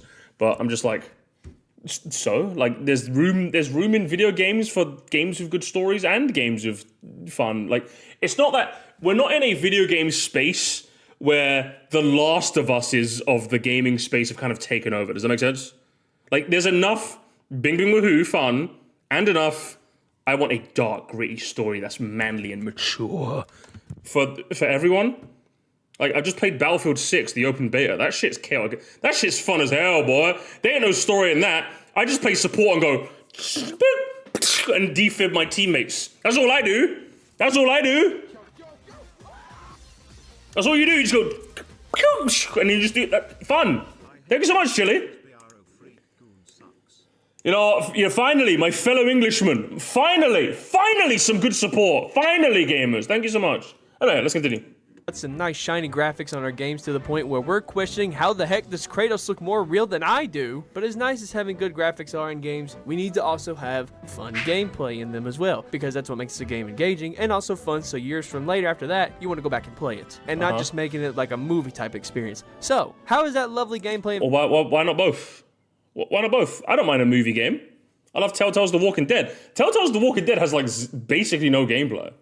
But like, I don't think it works as a movie because it's interactive story elements. Would you want to get rid of those as well? Mr. Supercon? Ooh. Video games nowadays. It's been 30 minutes. Oh, it literally is just going to be, games nowadays are too oh no, it's just going to be that for 22 minutes, isn't it? Oh, for fuck's sake. He's old, and I bet he's younger than me. That's the worst with him. I bet he's younger than me. Fucking hell, man. Thank you so much. Thank you so much, Cheddar, for the Cheddar. 146. How very specific. Thank you for some American support now. Thank you. Done nothing but hold forward! Say hello to the good old-fashioned trend in video games nowadays, everybody. Holding forward. Want to play a game? What's nowadays? Even a year ago, gamers. Like, what came out in 2024? Hang on. Helldivers 2 came out last year. I want a cup of liberty. What are we doing here right now? What's happened to the videos I loved? What has happened? He's complaining about this in the large 24... Fortnite! What's the point of building forts? You go night-night. Oh, no. What has happened? Game where a character has a varied moveset and good gameplay and fun levels to go through? Well, who needs all that when you can just hold forward and listen to words? Forget fun gameplay mechanics. But I like holding forward and listening to words. Holding forward and listening to words is good. It's Ellie and Joel. We're holding up to climb, baby. Oh, what is this? This is so stupid. And now I know what you're asking. Who is the company that is responsible for this atrocity of gaming? And that is the one and only, the company that's now known for not knowing what to do with itself anymore, and that is Sony. Naughty Dog. Naughty Dog got their start in the late 80s. I could genuinely understand this complaining if this was all the video game industry is now. But like, what are we talking about here? Your thesis right from the jump is terrible, broski. Have you played The Last of Us? That's like one of the best stories ever told in a video game. Admittedly, the gameplay and all that. But again, I just like the fact that there's games of that ilk. Again, Telltale's The Walking Dead. The Wolf Among Us. Amogus. The Wolf Among Us is also really fucking fun too. Even Telltale's Batman as well. Like, I don't think it was as good as the others, but I also like Telltale's Batman as well. And I'm just like, what are we doing here? But then we also have room for DK Bonanza and Mario Odyssey and Breath of the Wilds and... Oh, boring. He's old, boring. With games like Math Jam and Ski Craze on the Apple II computer. But they wouldn't be really big up until 1996 when they launched the very first Crash Bandicoot game exclusively on the PlayStation on September the 8th. And this is what Naughty Dog would be doing for quite some time back in the 90s. They'd work on the Crash Bandicoot games for Sony, but unfortunately the successful run of the Crash games from Naughty Dog would end up coming to an end after Crash Team Racing. While Naughty Dog did make the games, they didn't own the Crash franchise. Universal did. And after Crash Team Racing released, Naughty Dog became a first-party developer for Sony. Thus, Universal had no dev team to make the Crash games, and they end up giving Crash to Traveler's Tales for Crash Wrath of Cortex to be the sequel to the other Crash games, and then eventually Crash Bandicoot would be handed over to Activision's Toys for Bob, which would be the ones to bring back Crash into the new realm of gaming and made a fantastic game of Crash 4, even though it didn't do as well as intended because people don't like platformers no more. But back to Naughty Dog. No, it didn't do that well because Crash isn't really a household name anymore. That's the issue, really. Which is unfortunate. And platformers just aren't really, I don't know, there's not really... Listen, the 90s are dead, okay? The 90s are dead. Platformers aren't really as big as they used to be. Also, how well did it do? I'm curious. When he says no one likes platforms, I'm curious. Crash 4 sales. How well did it do? Good grief! 5 million? 5 million! And you're hang on! That's a really good amount! You're joking me! 5 million? Hang on, I want to hear what you said again, hang on. Activision's Toys for Bob, which would be the ones to bring back Crash into the new realm of gaming and made a fantastic game of Crash 4, even though it didn't do as well as intended because people don't like platformers. How much do you want to sell, broski? 5 million? That's a success by any metric. What are we, fucking Square Enix? What are we talking about? Selling 5 million, think about it, 5 million for an IP that's relatively speaking quite dormant. Like Crash, it has like nostalgia factor, but like 5 million of those sales aren't just nostalgia sales. Does that make sense? Like it has to be good on its own as well as being nostalgic to sell 5 million. Broski, it's 2 minutes in and we're already lying for our teeth. Oh, Supercon, you have conned us still. No more. But back to Naughty Dog, they managed to stay relevant with their new game series under Sony being the game series called Jak, which is basically just a 3D action game of the sorts, kind of like most of the action games in the PS2 era of games. But Naughty Dog Studio would eventually reach their peak when they then made a new franchise that went on to be one of the most beloved Sony franchises ever. And I'm not talking about Jak, I'm talking about Naughty Dog's next big thing to meet gaming. Alongside other memorable and great franchises from Sony like God of War, Final Fantasy, Little Big Planet, or even back then with Crash Bandicoot and Tomb Raider, a new fantastic franchise came into play in the year 2007, and that was Uncharted. Wait! Fucking love me some Uncharted. Love me some Uncharted, gamers. I will say the games haven't really aged as well. I think the Uncharted games have like the Alan Wake problem, where since you're playing the game more for the story and the gameplay's a little antiquated by modern day standards, it's a bit harder to play. But one thing I absolutely fucking love about Uncharted is like, I think even to this day, chat, even by 2025 standards, it's like one of the few games where like all the characters are just pretty fucking cool. At least all the main characters. I think the villain in Uncharted 1's a bit lame. But like most of the characters you actually interact with are actually like human beings. Like they actually talk like normal people. They don't like they're not stilted, they're not weird, they don't have ulterior motives. Nathan Drake just feels like a guy, you know? Thank you so much, Camp.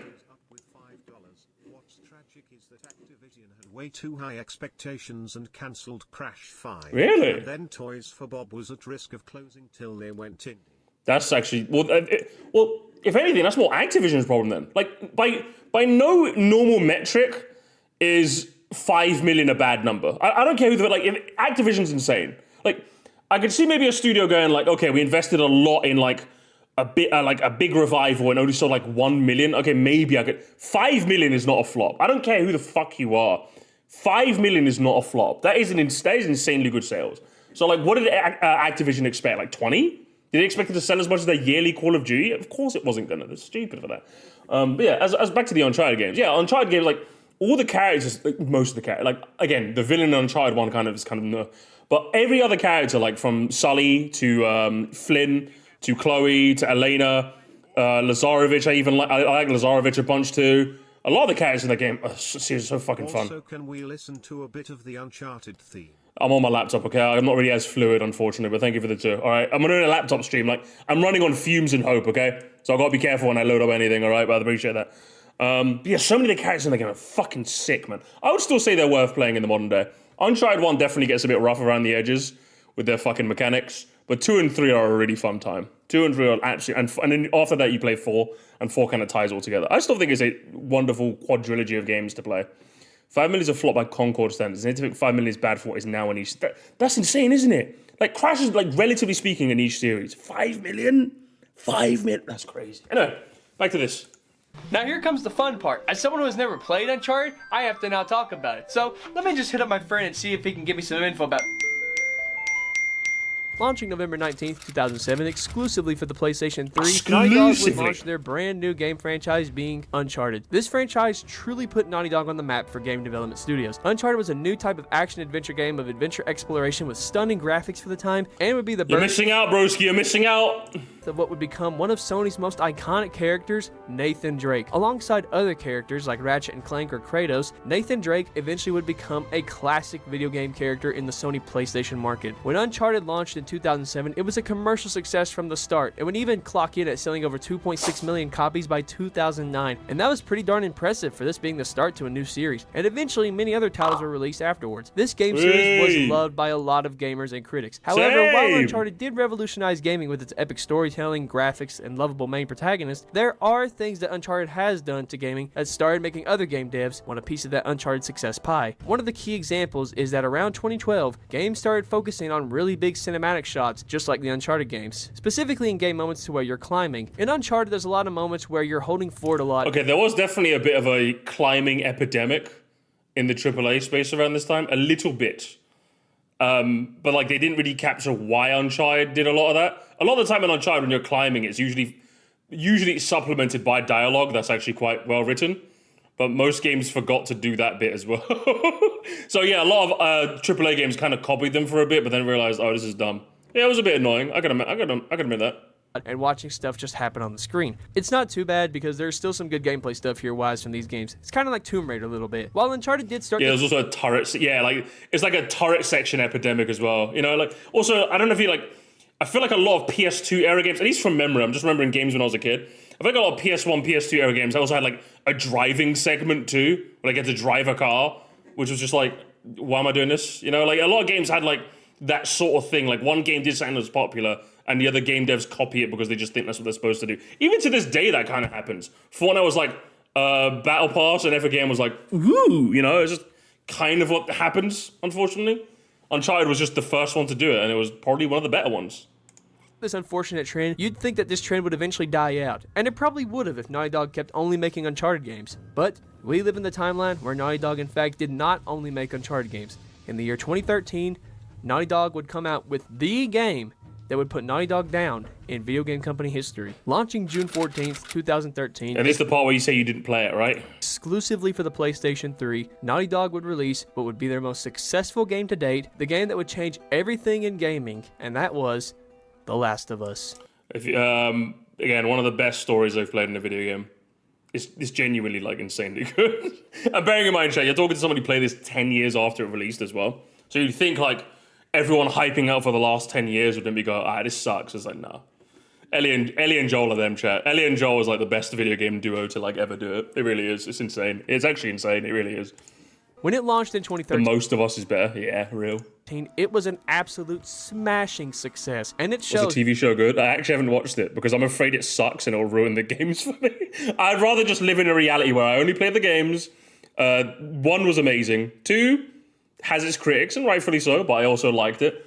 But yeah, like the first one, you can't go wrong with the first one. The first one is just fantastic.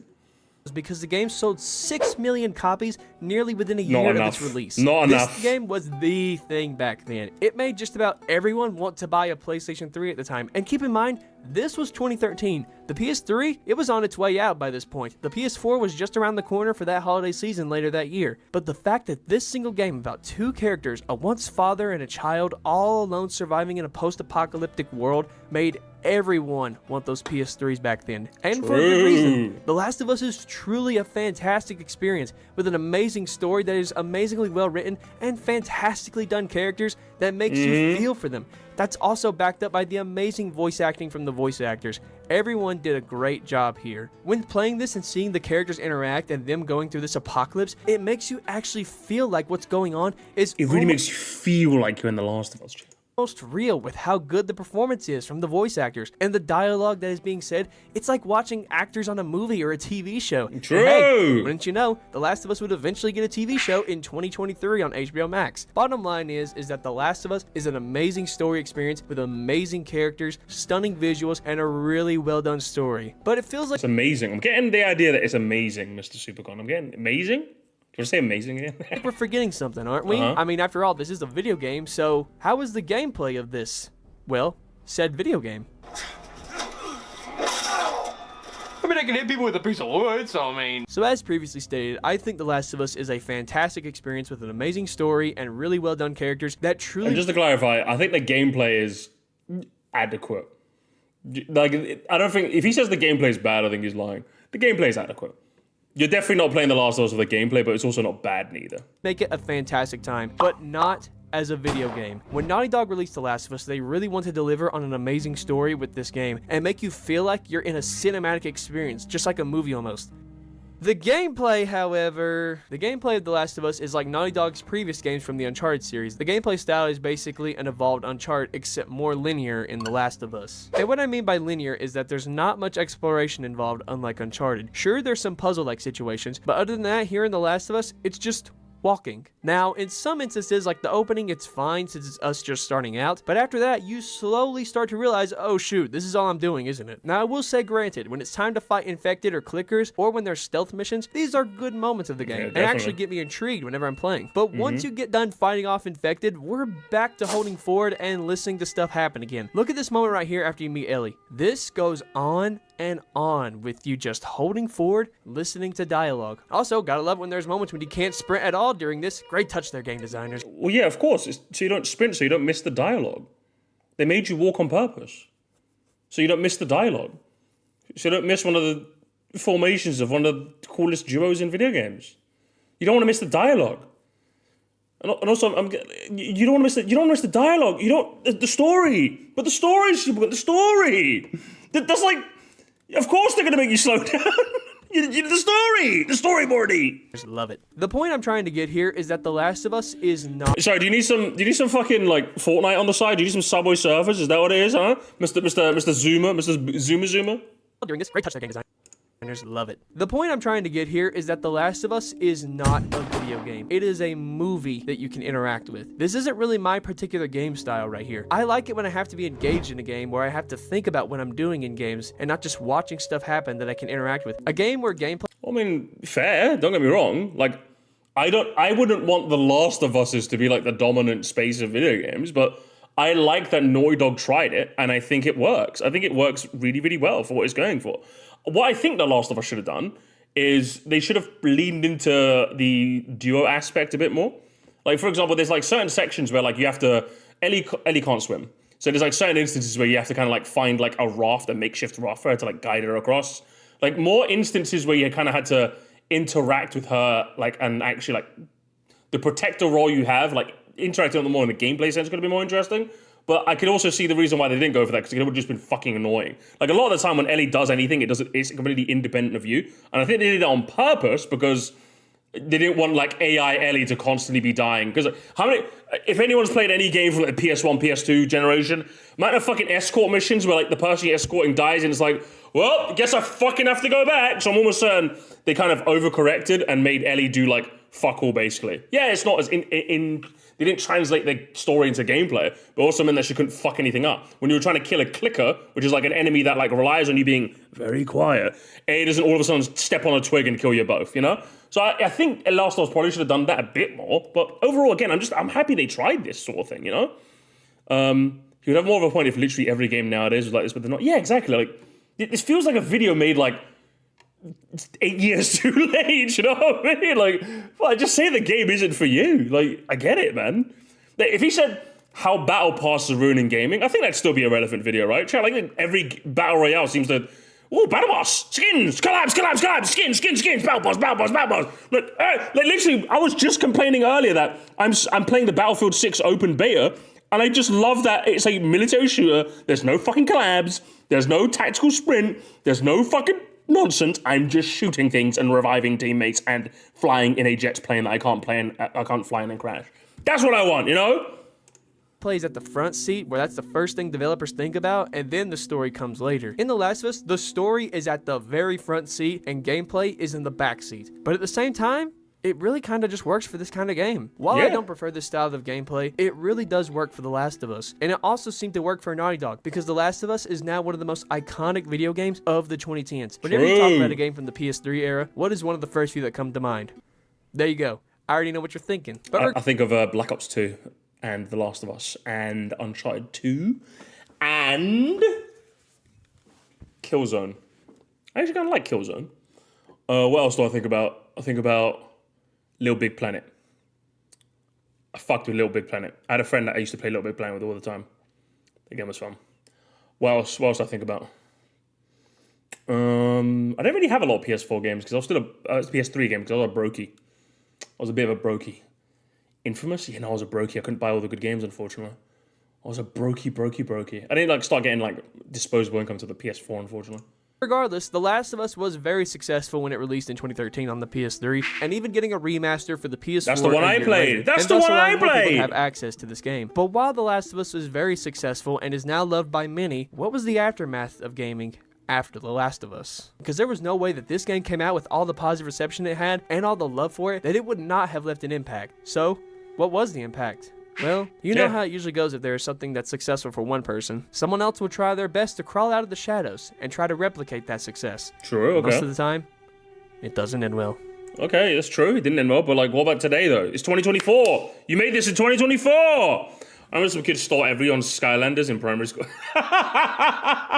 Hey, man, I got the Spyro Skylander. Whoa, can I have it? No, I'm gonna fucking steal it off you, bro. Thievery. It's all tech gamers. The sad music, the typing. It's all gamers. We're getting dramatic now.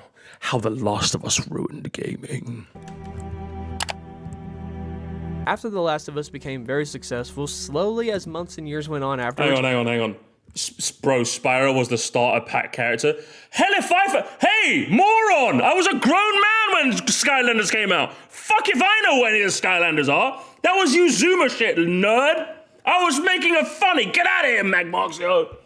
How about you, Magmoxie? Go out of here. Let's continue.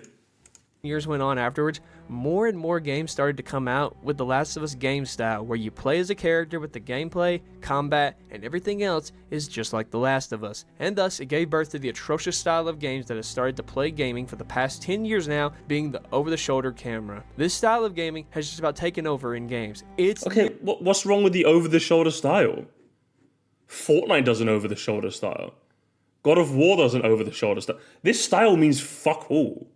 This literally means nothing. What? I'm hoping he elaborates.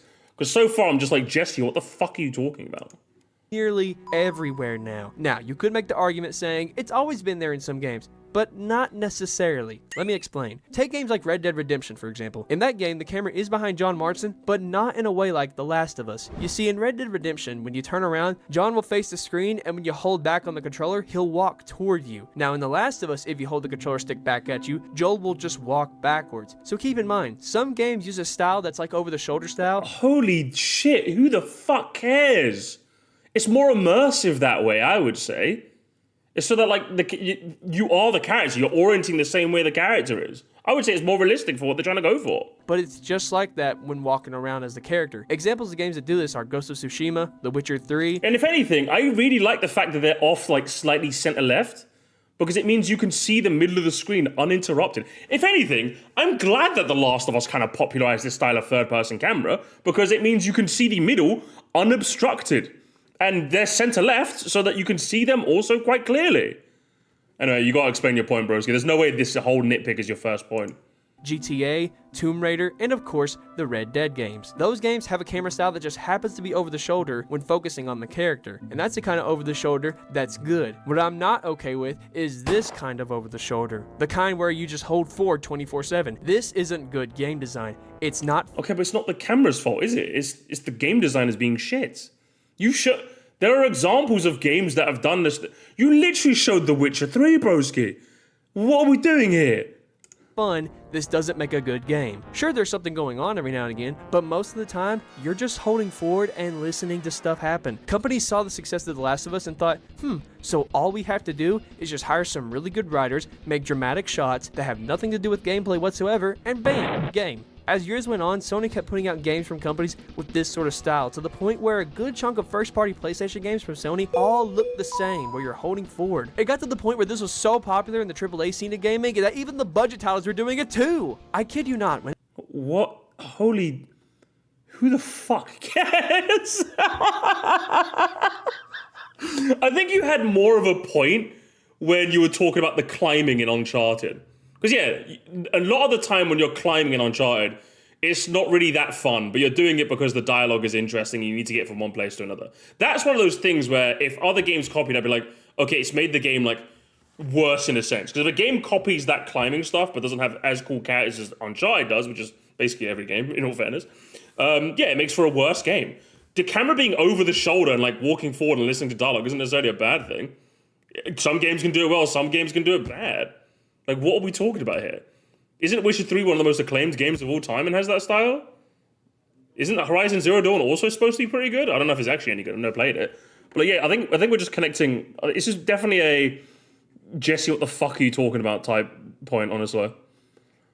I like the over-the-shoulder camera when I'm doing anything action-related, but I like a more zoomed-out camera when there's multiple enemies around me. Oh, definitely, yeah, I could definitely see that. And if he made that point, it'd be more interesting. Hey, who wrote that?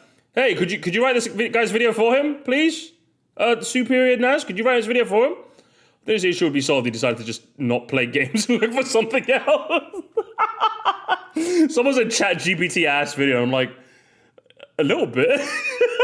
Did he go to like the inspiration tab on his YouTube studio and was like, what's topical today? Whenever a new game comes, and also you showed like what? Sonic Forces, what? the AAA scene of gaming, that even the budget titles were doing it too. Budget titles? Firstly, budget title in Sonic, crazy. But Sonic Forces isn't bad because of the over-the-shoulder camera. It's bad because it sucked. Sonic Generations also did this camera style and was great. What are we... This might be chat...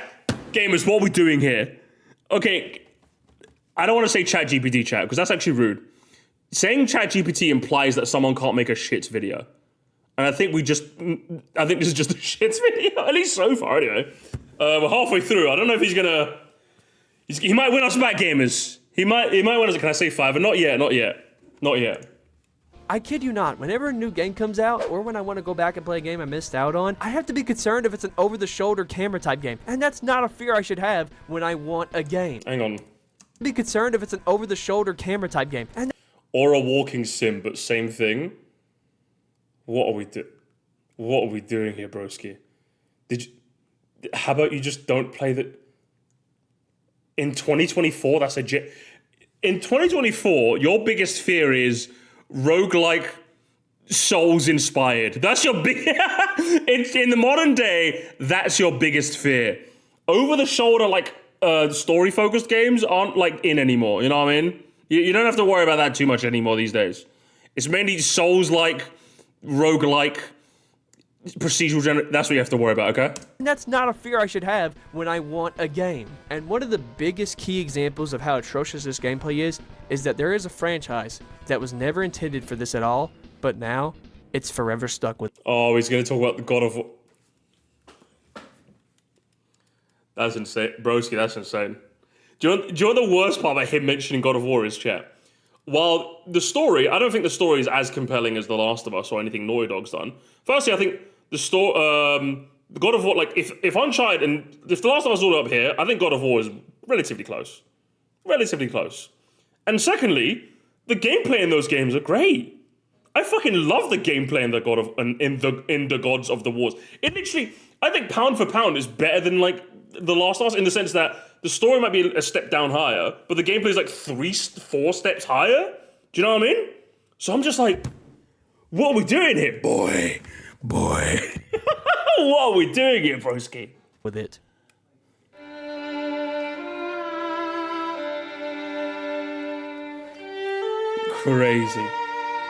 Crazy work, gamers.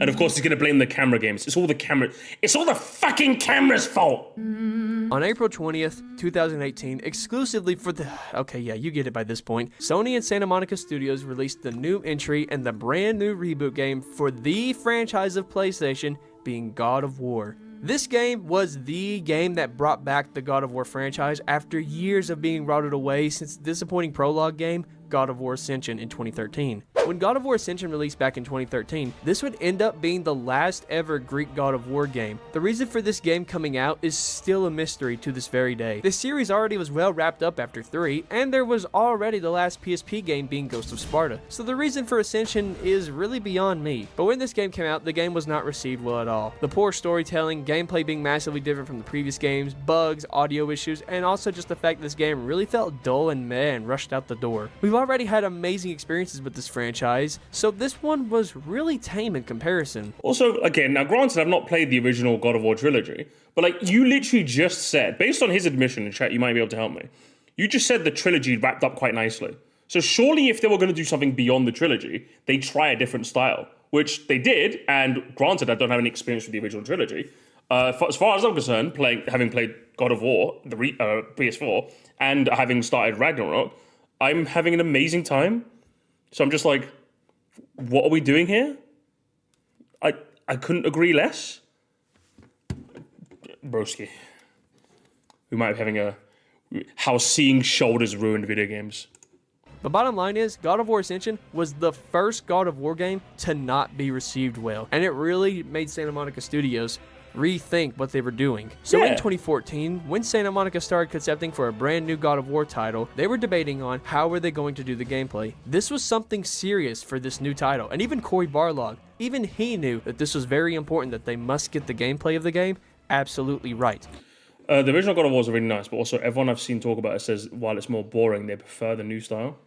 Really?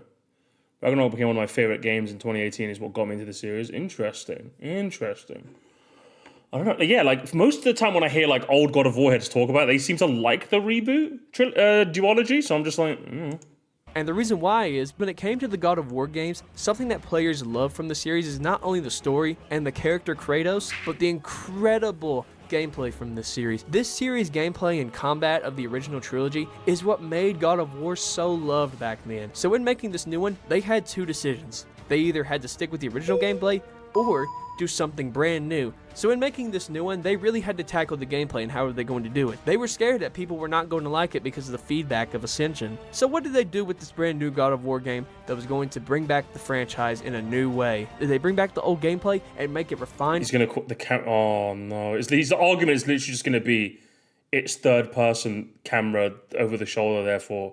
He's not going to talk about the gameplay. He's not going to talk about the story. He's not going to talk about any of the... Holy shit. If it's that, this is going to be it. This will actually go from, like, stinker to howler if it's literally just camera, therefore, chat. This will actually be a stinker. Thank you so much, Shimmerin, for becoming a knight. For new generation consoles? Holy shit, brother. Just say you need Subway Surfers. Holy shit. He's literally doing a thing, chat, where there's a moment where, like, you have to calm, like, there's a moment of chill before the craziness where you and your son... If anything, the slow dialogue bits only suck when you don't care about the characters. Kratos and his interactions with his son are some of my favorite... What are we doing here? This is actually so sad. Is it ChatGPT or is he just or is he just like ADHD? In the sense that like he needs Subway servers on the side. You're talking to a guy who has undiagnosed ADHD. I'm like 99% sure I have it. I just haven't seen a doctor yet because I can't afford it. It's expensive. I at no point felt like going on my phone the entire time I was playing this game. And in all fairness, that's actually a very big compliment because I have a habit of like whenever I play a multiplayer game, having like a video in the background or doing something. My phone was seated. Okay, my phone was across the room when I played the God of War game. All right, because this game had me. All right, this game had me by the balls. All right, I was here for Atreus. I was here for Kratos. I was here for whatever fucking nonsense he was pulling. Okay, I was here for it, broski. So for you to do this is actually insane. It's actually insane, bro. I'll be real with it. Get this guy on Family Guy, the video game. Might have to, honestly. Might have to get... He literally... Does he need, like a deleted scene from God of War gamers? Dad, sir? We need to get past this wall. Boy, it reminds me of that one time when I spoke to Zeus. Cuts to God of War 2. Zeus! My life is... Blah, blah, blah. Dad, you just spaced out there. I mean, sorry, sir. We need to get over this wall. Boy, it reminds me of that time I arm wrestled Gary Coleman. That's what he needs. Gamers, that's what he needs, okay? That's what he needs. What game? And also, you're showing the tutorial. Of course it's gonna be, but gamers. Oh, I nearly spilled my drink there. I fucking panicked. This is literally the opening segment where the game is teaching you how to play. Of course it's gonna be slow. Show one of the boss fights. Show one of like the like elite enemy fights. Show one of them. Because that's when the gameplay got fucking sick, bro. Some of the fights were crazy. Have anything nice? Show the opening fight with that guy. I forgot what his name is in God of War 2018. The opening fight with that guy, where like you're wailing on it. It's the same as the Thor fight in like God of War Ragnarok. Both games start off with like this big fuck off fight. Boulder, thank you. Where you're like boom, boom, boom, and you're like boom, and then you fly across the fucking galaxy. And he's like, come on, where's the real Kratos?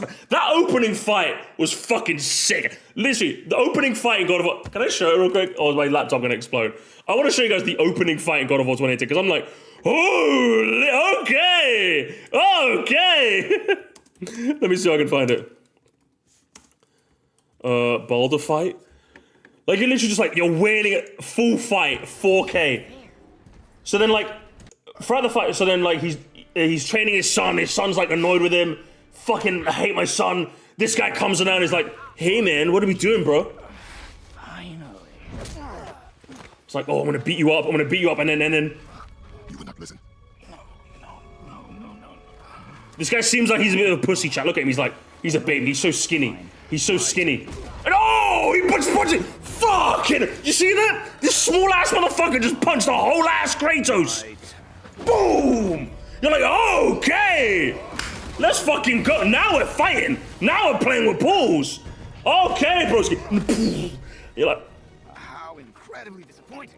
And the whole fight, this guy's taunting you like, I want to fight the real Kratos. Where's the God of War, man? Because obviously at this point, Kratos is kind of like retired in a way. Like he's not like the same Kratos. So like you're fighting and shit, and it's like, but look, and then you end up just like crashing into his house, and then he's choking your hand. You have to. And remember, in between all of this, you're also doing like regular, you're fighting as well, and then you're fighting him. Again, this is also an extended tutorial into how the game works too. So boom, oh, and then if he counters, he punches you across the room. Oh, but then you get to kind of swing him by the legs, and he's loving this. This sick fuck is loving this fight, by the way. He's loving this shit. So yeah, this opening fight, I'm not going to show all of it, but this opening fight really sets the tone for what you can expect from the gameplay. Because like, it's cinematography is amazing. The gameplay is a brilliant extension of the tutorial that you just learned. This is 30 minutes into the game. And you're like, holy shit, am I going to get more insane fights like that? And the game's like, yes, you are going to get more insane fights like that. And you're going to meet the guy, the head guy, I forgot his name. Head guy, he's one of my favorite characters. Yeah, God of War. And then look, just mirroring my chat. That's the opening fight. That's like, what, 30 minutes into the game, chat? That's 30 minutes into the game. This is what he decides to show, guys. Deceptive editing, my beloved gamers. Mimir, thank you. This is what he decides to show. Why can't I ever have anything nice? So with this brand new rebooted God of War game, they did away with the well-known and loved original God of War gameplay style with amazing combat and puzzles. Now, Kratos is now on half the screen with that lovely Last of Us over-the-shoulder camera style. Wait a minute. Oh, come on! So with this my god, it's the camera, gamers! It's the camera! It's the camera!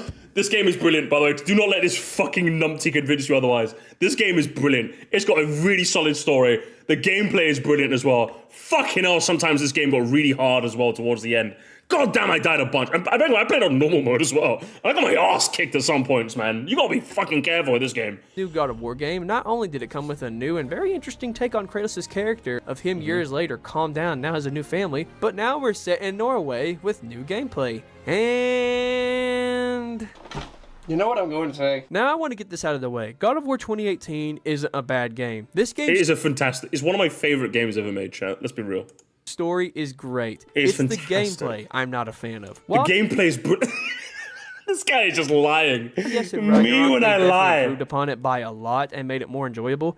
This still isn't it for me, man. I've talked about the new God of War games versus the old ones before in the past, and if I were you, I'd go check that out just so you can get a better understanding on why I feel this way. But to sum it up, I do not like the new direction gameplay-wise for this series. It doesn't suit a series called God of War. They tried to make it Well, work. yeah, the whole point is that this guy's washed up and he's a family man. But the people that be just won't fucking leave him alone. And that, to me, I love that sort of story. Like, if you like that sort of character chat where it's like, I used to be the God of War. Now I'm just a family man.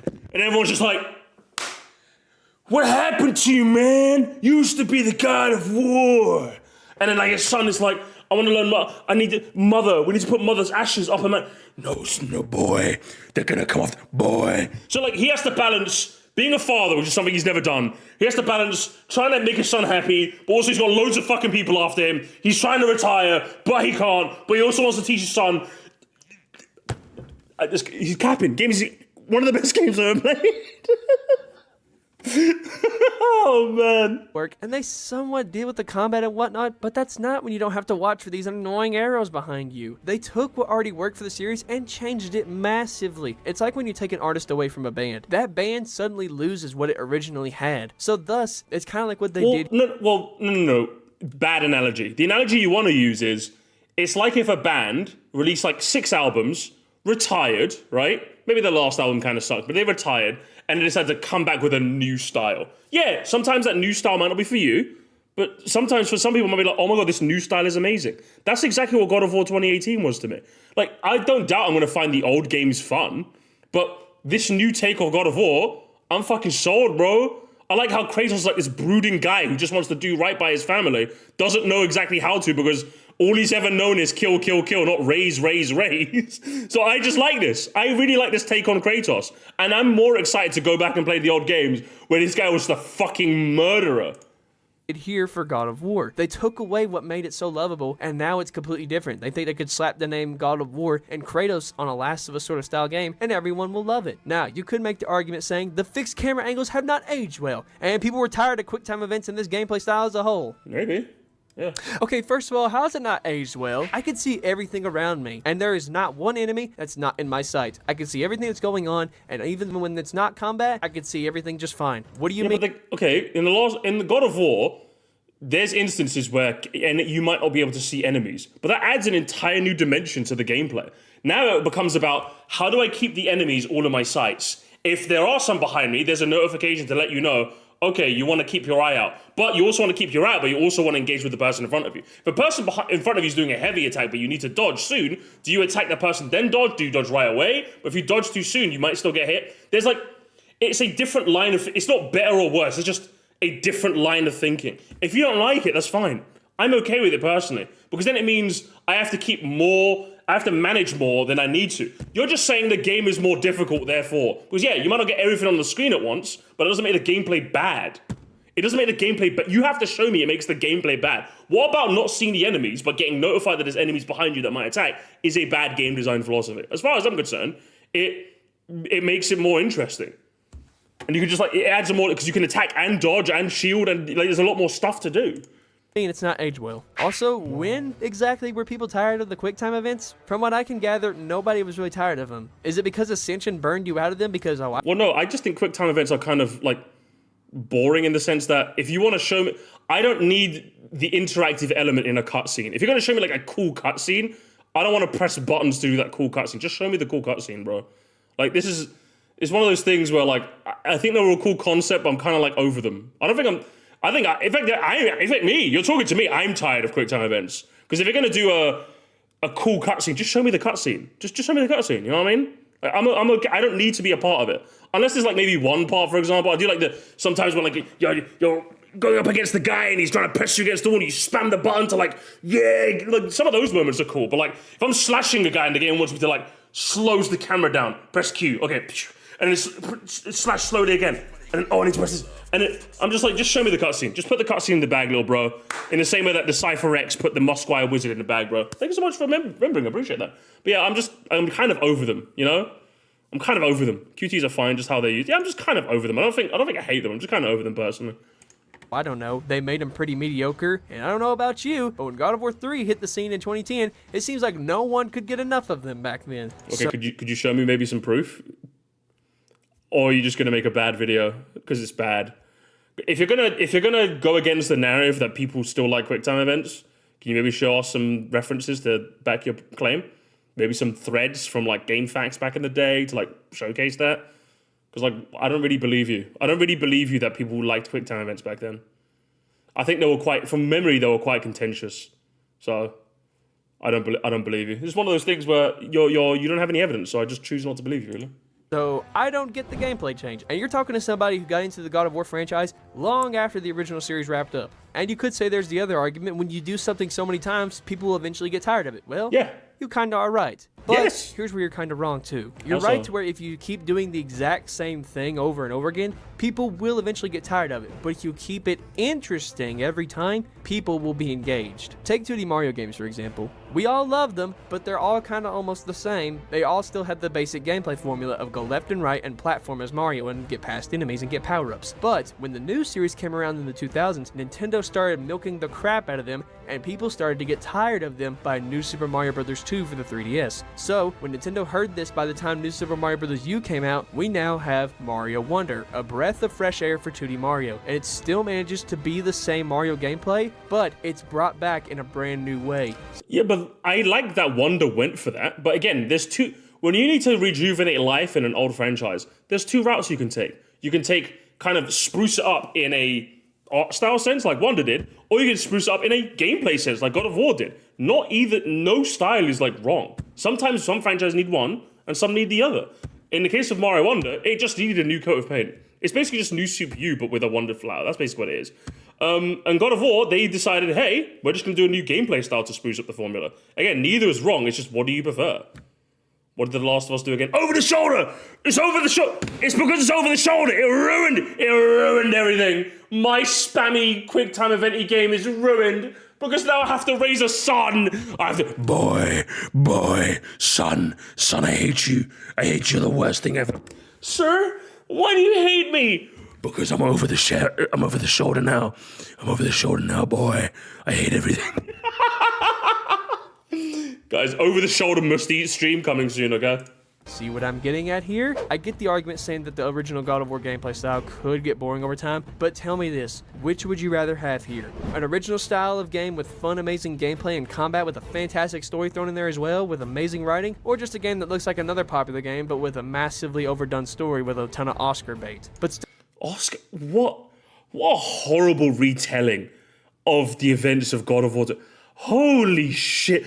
Just say you didn't like the game, bro. That's all you have to... Do you know what this feels like, chat? This feels like the God of War equivalent of modern Pokemon sucks.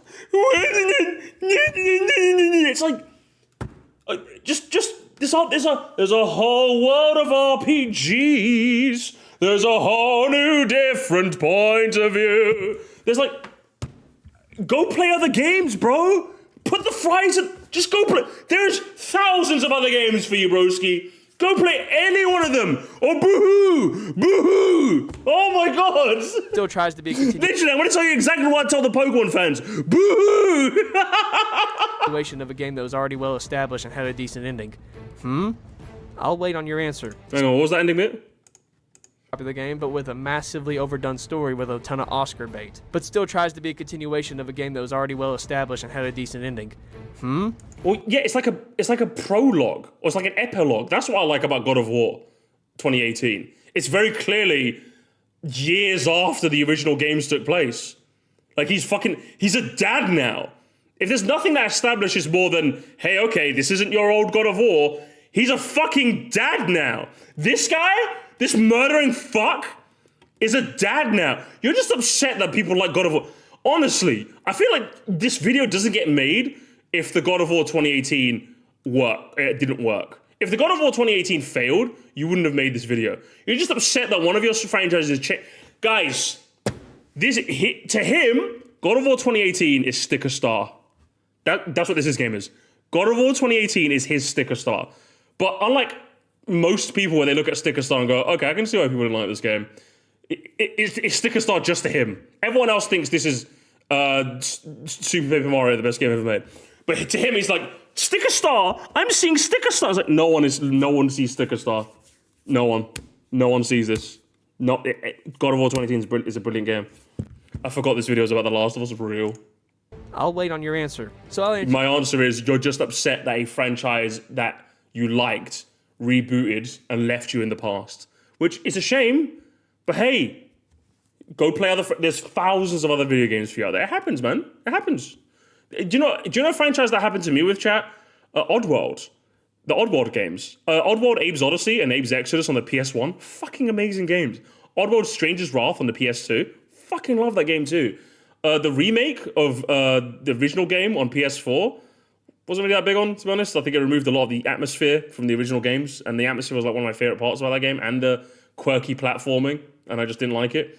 And then Oddworld Soulstorm just kind of took a puzzle platform and gave it action elements, and that just didn't work. I'm just like, oh, okay. But instead of bitching and whining like this, I was just kind of like, oh, okay, Oddworld just isn't for me anymore. I still got the original 3 games, or the original 2 games and the PS2 spin-off. So I'm kind of happy with that. But instead he's like, oh, boo, my franchise, that's how you sound! To your next question, why does Santa Monica not focus on all the gameplay and whatnot? I'll tell you why. Because in a game where you'd have to spend a lot of time making awesome stuff like this, there wouldn't be enough room for this. The new God of War games ever since 2018... But the game does both, though. Did you guys not see that opening cutscene? The game does, but the game has these like quiet, somber moments, and you get to fight a giant enemy spider. Have started taking a page from Naughty Dog's book and decided. Just say you don't like story. Just that's all you have to say. Just skip cutscene, little bro. It's fine. Story isn't for everyone, okay? Story isn't for everyone. Story's for the more mature gamers, okay? New games in the God of War series is that instead of gameplay being in the front seat throughout development like the previous games, now the story has been moved up to the front seat and gameplay and combat has taken a back seat. And what do you get when you do this? You get yet another first-party PlayStation game with a boring over-the-shoulder camera style that's not much fun to offer besides graphics and story, and that's it. And it also has gameplay, chat. And it also has gameplay. He's just lying. Brother is lying in. He's lying in 1080p 60 FPS. This franchise now has the fan base split. There's one side of people who are so awed by this game's Oscar bait that the only words they could form out. Oscar bait! This guy is so upset. Holy Batman! Just go, brother. Go play. What should he play? Go play Hades, little bro. Go play Hades, okay? The mouth is the words 10 and out of. Then there's the other side that can see right through the Oscar bait and point out the mediocre gameplay, or lack thereof, and point out the fact that this franchise is indeed not in its best spot. Then what? Or there's just people like me that were like, I really like the combat, I really like the story, I really like the dialogue interactions, especially with Kratos and Atreus and Mimir, and I really like the story. I just liked everything about this game. One of the best to ever do it. What it used to be. Again, I don't hate modern God of War, but from a gameplay perspective, it's not good for a series called God of War. So what, semantics? Guys, it's technically called God of War, so why is he not slaying gods anymore? Guys, he's Super Mario, yet some of the time, he's not super. He's just Mario. Fucking boring, lad. Buzzword Barry, the video. That already established amazing gameplay. Whenever you look at the old ones, you think this game is called God of War. Now it's just a reskin of The Last of Us with Kratos. He's literally doing the name thing. He's literally doing the name. I was just joking, broski. It's literally called God of War. Why is there no war? War is beautiful. Why is the fucking war? Honestly, if this wasn't called God of War, you'd think this was some other game. These over-the-shoulder camera games keep crawling out the woodwork. Whatever happened to making a... Where? Where are they? Hang on, where? Hang on, where? There's Days Gone. Hang on, let's do some research, gaming. So he's showing Days Gone. Hang on, let's have a look at it. Days Gone release date. When did it come out? Days Gone released in 2019. Bearing in mind, chat, this video came out in 2024. 5 years ago. The other game he's showing currently on the screen is, if I'm not mistaken, The Witcher 3, right? This one came out in 2015.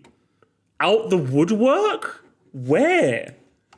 Where, broski? Amazing games with fantastic gameplay and making a great story with it. Something that will be remembered for many years to come. Nowadays, it's either Oscar bait driven game or remakes. He just keeps saying Oscar bait.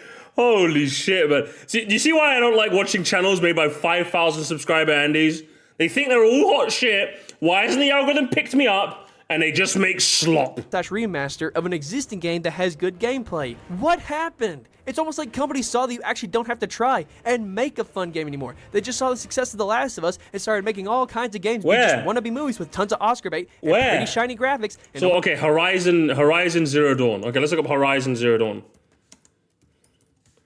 Horizon Zero Dawn, 2017. Guys, we're really coming out of the woodwork with this one, right, guys? We're really coming out of the woodwork with this one, eh? Fucking hell. Over the top acting to get people all teared. Like, and the worst part is most of these games are like what? Most of them are Sony games? So yeah, if you just don't like Sony games, then don't like... It's like, imagine if there was somebody who was like, I want my games to have stories. Why the fuck does Mario Odyssey not really have a story? And I'm just like, because Nintendo doesn't really do stories, especially not Miyamoto. Especially a Miyamoto game? Miyamoto wasn't really involved in Odyssey, but like, Mario? As long as Miyamoto is alive, Mario's not doing a story, bro. That ain't happening. But why doesn't it have a story? It's like, no. It's Nintendo. They don't do this. They don't do this. They don't do this. Teary-eyed, and suddenly, game is perfect. Then their game is instantly getting all kinds of easy accolades and awards that has no game aspect whatsoever. And I guarantee you the other thing is, chat, right? I guarantee this is also the kind of person who says they don't care about the Game Awards. How often does this happen? How often does it happen where the Game Awards suck? Why does anyone care about it anyway? But like, I'm not Goomba fallacying. I promise, chat. I've seen these people where I am people onlining a little, but the amount of times, chat, you can help me with this one. You can help me with this one if this happened to you or if I'm actually going crazy.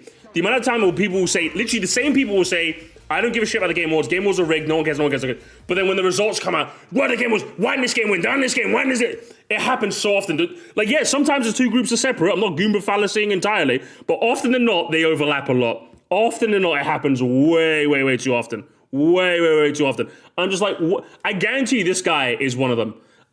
like you say it's Oscar bait, you say it's all the awards. I bet you also don't give a shit about this anyway. You know what I mean? It's like, I'm never trusting IGN again in the comment section of an IGN article, right? You were never reading IGN anyway. I guarantee you're probably watching fucking Balrog's Game Room, broski. No love and effort and won't be remembered, just easy over the top Oscar bait. There. That right there is the problem we have now. Oscar bait. This right here? Yeah, because every studio. Yeah, hang on. So Toby Fox, why did you want to? What was the biggest thing about like your hit success, Undertale? Oh, I just really want to be in the Game Awards. Oh, I just really want to be in the Game Awards, bro. Okay. So, hit devs behind the game Hi-Fi Rush. Why did you make one of the best rhythm games ever made? Oh, I just wanted to win an award, bro. I just wanted to go on stage and say thank you to my mom. You can just call her, but okay. What about you? Hit maker of the best game, Celeste? Oh, I just wanted to... Okay. There seems to be a trend here. Oscar slop indeed. I think you did it. Yeah, Ghost. I hate burgers. Ghost the burger joint. Real and true. Is a problem in a lot of modern gaming when it comes to this. No, and it's you not. know what's to blame for all this Oscar bait, over the top acting? No, it's and not. all of this lazy gameplay stuff that's coming out you're of just video wrong. games? You're It's actually, right here. You're connecting. Do you know what it is, right, guys? I think one of the things that took Homo sapiens to the top of the food chain and made us dominate Earth, chat, is because of our pattern recognition. But now, because we don't have to pattern recognize the fucking woolly mammoths, or so the saber-toothed tigers in the grass, we have to pattern recognize how The Last of Us 2 is responsible for my gaming goat being washed. And I'm just like, just say you don't like the game, bro. That's all you have to do. When was the last time an over-the-shoulder camera game won the Game Awards? I'd have to do the research on that, but like, this style of game doesn't seem nearly as prevalent as it used to be. And generally, the people making them are Sony. Like, it's the Sony published games. I'm just like, what are we doing here? This is what you have to point to. Look, I get that it's not entirely The Last of Us' fault. It's mostly company's fault. But ever since The Last of Us launched in 2013, its impact on gaming has not been a good one. Sure, there are still some good games that come out since then. That's not like it at all. But ask yourself this. How many games that have come out since The Last of Us have either not looked like this, played like this, or overly done story to the point where it feels like gameplay was an afterthought, but the story... He's an unopened... No, he's a Sonic fan. You can see that Sonic profile picture. He's a Sonic fan. He must be a Sonic fan. Let me restart the button. Like this. How many games that have come out since The Last of Us have either not looked like this, played like this, or overly done story to the point where it feels like gameplay was an afterthought, but the story came first? I know some people can just say, oh, gaming has evolved to be more cinematic and emotional with a well-driven story. Well, let me ask you this. Why does it have to be like this? Why? And what reason does that make sense? I'll go ahead and give the answer. The answer is no. Gaming has not evolved. If anything, it has. You're just wrong. Again, like, if this type of... like, I said this at minute 1, chat. If this type of game was as prevalent as you're making it seem, I'd understand you. But it's not. And the fact that they're still making them means people still fucking like them. Like me. I like The Last of Us. I like God of War. Death Stranding seems kind of neat. I'm going to have to give that a try. I liked Alan Wake as well. That was another, like, more story, less gameplay kind of game. I liked The Wolf Among Us. I liked Telltale's The Walking Dead. I liked Telltale's Batman as well. I like these games. But guess what? I also like Mario Galaxy and the Breath of the Wild and Captain Toad's Treasure Tracker. We can have gamers. I have 2 cakes in front of me. And I don't want to throw either of them away. Because that'd be stupid if I did that. I think it's devolved. I don't know if you know about this, but gaming has always had good stories with amazing gameplay. I know, crazy to think about, right? There just wasn't... Really? Always? Always? Always. I would say the amount of good stories in video games is, like, really small. Generally, video games tend not to do stories well. And you showed Sonic as well. Amazing editing, by the way. Like, very, very few games do good stories, I'll be real with you, that try to do stories. And I mean, like, really fucking good stories. I don't just mean, like, okay stories or, like, solid stories. I mean, like, amazing stories. Naughty Dog's done that amazingly. And he's just jealous. wasn't no pretty shiny graphics or over the He's top jealous, acting done back gamers. then. Lines were delivered perfectly without needing over the top emotional moments. Gaming has always had a Hey, could someone play the Hot Wheels? Could you play the clip of like, was it Typing of the Dead or whatever it's called? Or like also like some of that Kingdom Hearts, Final Fantasy voice acting. Could we like? I'm sure there's like a bad voice acting compilation, and most of them are games from like the 2000s. Because yeah, I would say the first video game I ever played where the voice acting was like really fucking good, and I don't just mean okay or solid enough. I mean really fucking good, was Uncharted. That was like the first game I played where I'm like, oh my god, we're actually like a video game industry now. We're actually like a proper industry now. So what are we talking about here, broski? Like, yeah, God of War might have had really good voice acting too. I don't doubt that in the slightest. But like, let's not pretend video games had good stories, like in the past. I'd say video game stories only started getting good in like the last 15 years, if that. Honestly. That was undeniable proof we totally owned you lamers. I could literally like make a compilation of like really shitty voice acting and stories right now. Very, very quickly. Extremely quickly, broski. It's this guy's just wrong. This guy was butthurt over God of War 2018 and he made this entire video. amazing stories with it. So now I'll ask you this. Why should a game have to be like a movie to be good now? I'll tell you. Who now? Guys, just peep the ear, chat. Peep the ear. Be very careful. Why does a game have to be... Hang on, can I hear that one more time? Why should a game have to be like a movie to be good now? No, it doesn't.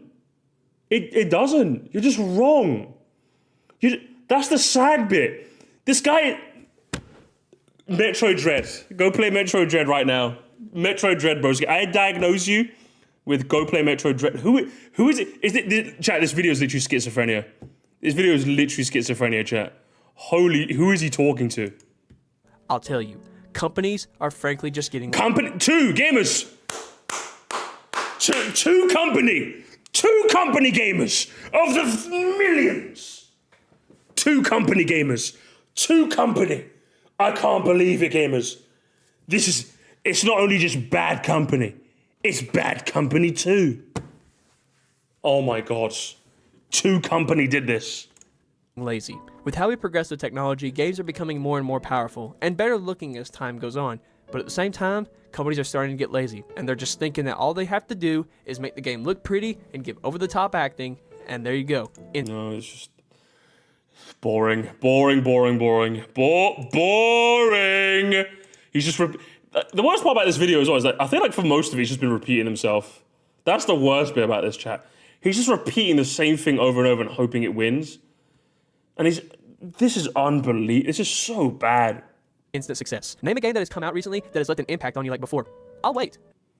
Name a game that's come out recently that's had an impact on you like before. Hang on. Like one says.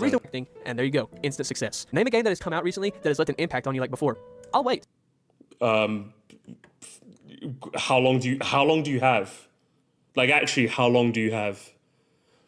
Breath of the Wild is an easy give me. If we're doing like, 2024. So if we're doing 8 games from like, 2024, 2025? Even if we just do games 2024 and 2025, so like as of the time this video came out, Balatro, Helldivers 2, Donkey Kong Bonanza,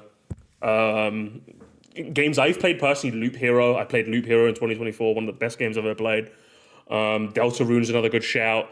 Astrobot as well was another fucking solid game. Mario Luigi Brothership, Pizza Tower. These are all games I played in 2024, 2025. Yeah. So do you need, my chat is giving you loads. My chat is giving you loads, broski. There's loads of them over here. Loads. Just loads. Dead Space Remix, another good shout as well. If you want one more super recently, Battlefield 6, the open beta. Honestly. The reason why is because games nowadays aren't games half the time. They're cinematic experiences that you can play. And yes, there are some games that still come out that are still good at the core with gameplay, but most games you see are normally... This guy's literally never heard of an indie game. Has he even showed one bit of indie footage, chat? I don't think he's shown a single indie game once. Does he know indie games exist? Sir Musty, Chrono Trigger is a Super Nintendo game. Thanks for the heads up. I didn't know it was a Super Nintendo game. I thought it was an Ouya game. Thank you for the 100,000 whatever it was. Just the movie type experiences and are not gameplay focused. Games are meant to be a fun and entertaining experience. That's what makes a video game, well, a video game, not being all cinematic and movie-like. Boring. If I wanted something cinematic and high-level acting, I'd go watch a movie or a TV show. Boring. Just keep spamming boring. This is boring. Fucking thing sucks. Movie-like stuff in games? Now, I know this isn't everywhere in games, Balatro. but most of the time in the AAA scene of gaming, this is almost boring. everywhere. I guess when games are meant to be a fun experience, when you play them, let me just hold forward and listen to dialogue. DK Bonanza, Deltarune. And everything just feels so unoriginal because it's all about the same. That's what made game franchises so good and unique back then. Helldivers 2. And thankfully, companies like Nintendo and Sega have not fallen into this whatsoever. How would you feel if Mario or Zelda found... No, it's not Nintendo and Sega. Firstly, Sega, holy Sega, Batman. Sega sucks. Balatro, Deltarune, DK Bonanza, Helldivers. Have you played Helldivers? Fucking Battlefield 6. Have you played Battlefield 6? Expedition 33. Have you played Expedition... He's not listening to us, gamers. Into the over-the-shoulder camera style. You'd freaking hate it, wouldn't you? And I'm so glad that Nintendo doesn't do this. But the big boys over at Sony need to get it together. So in conclusion... No, they don't. They need to keep... I need more Lethal Company. Did The Last of Us ruin all of gaming? Well, it depends on who you talk to, really. Some will say that The Last of Us... No, it didn't. You're just...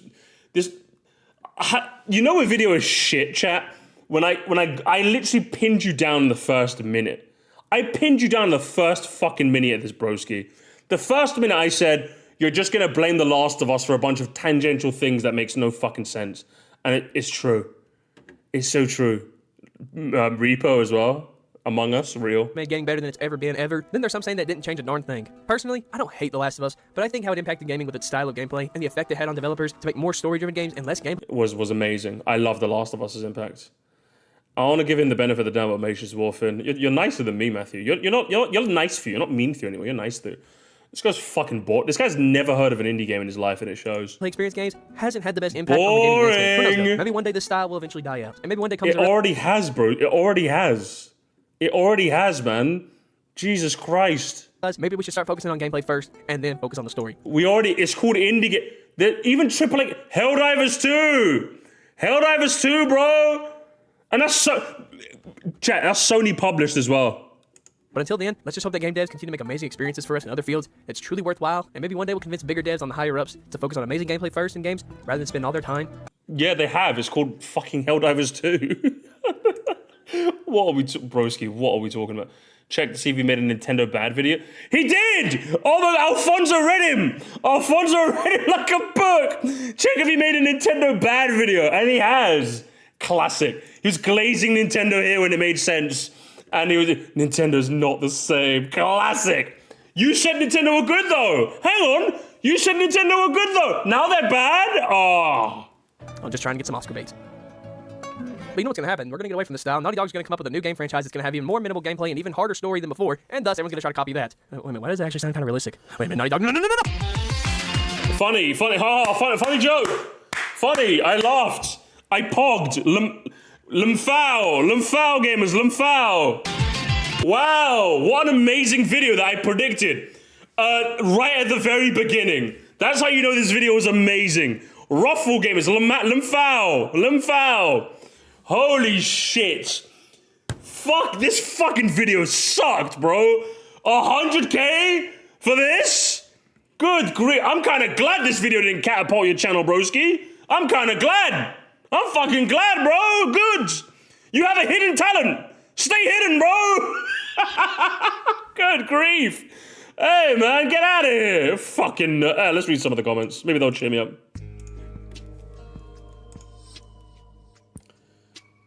Good lord, man. Gaming is better than it ever has been. And this guy's literally gonna... This video goes hard on mute. Real!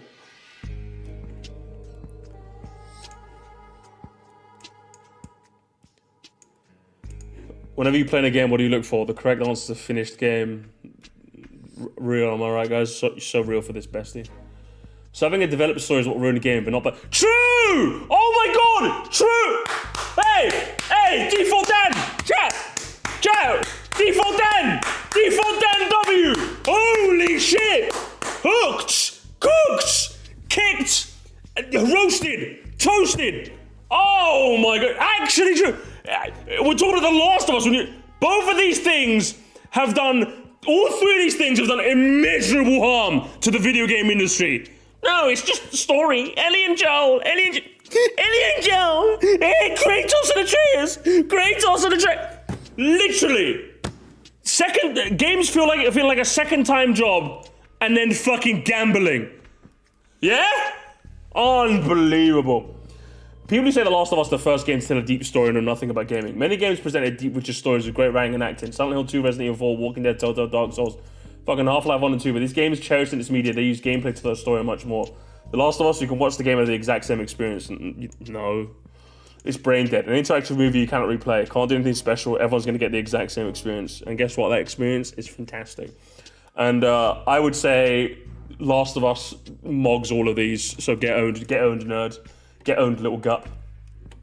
Dude, the game came out 11 years ago. Nowadays, the only thing you can find is Battle Royale. True! Literally, I love how a good chunk of the high comments are saying, yeah, this video is like 10 years late, broski. Literally. You should have made this video in like 2017, man. What are we talking about here? Good lord, man. To be fair, Resident Evil 4 popularized the over-the-shoulder camera style, but that's an amazing game. I love to go to Tsushima. So even this guy, like, completely killed his thesis. It wasn't The Last of Us that did that. It was Resi 4. Which I think came out on, like, what, the GameCube? PS2 era? Good fucking grief, man. Cooked. Did I just watch a 22-minute... You did! And hey, listen, we get to live the same trauma, Catbuster. Because he wasted both our time. We're cooked, brother. He killed us. But at least I made money off of this. The support was high. Games need to be GameStop movie. Of course, Sonic the...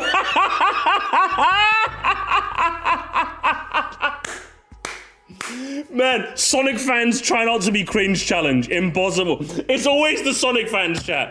It's always the fucking Sonic fans. They're actually fucking robots. These Sonic fans are such clankers. It's unbelievable.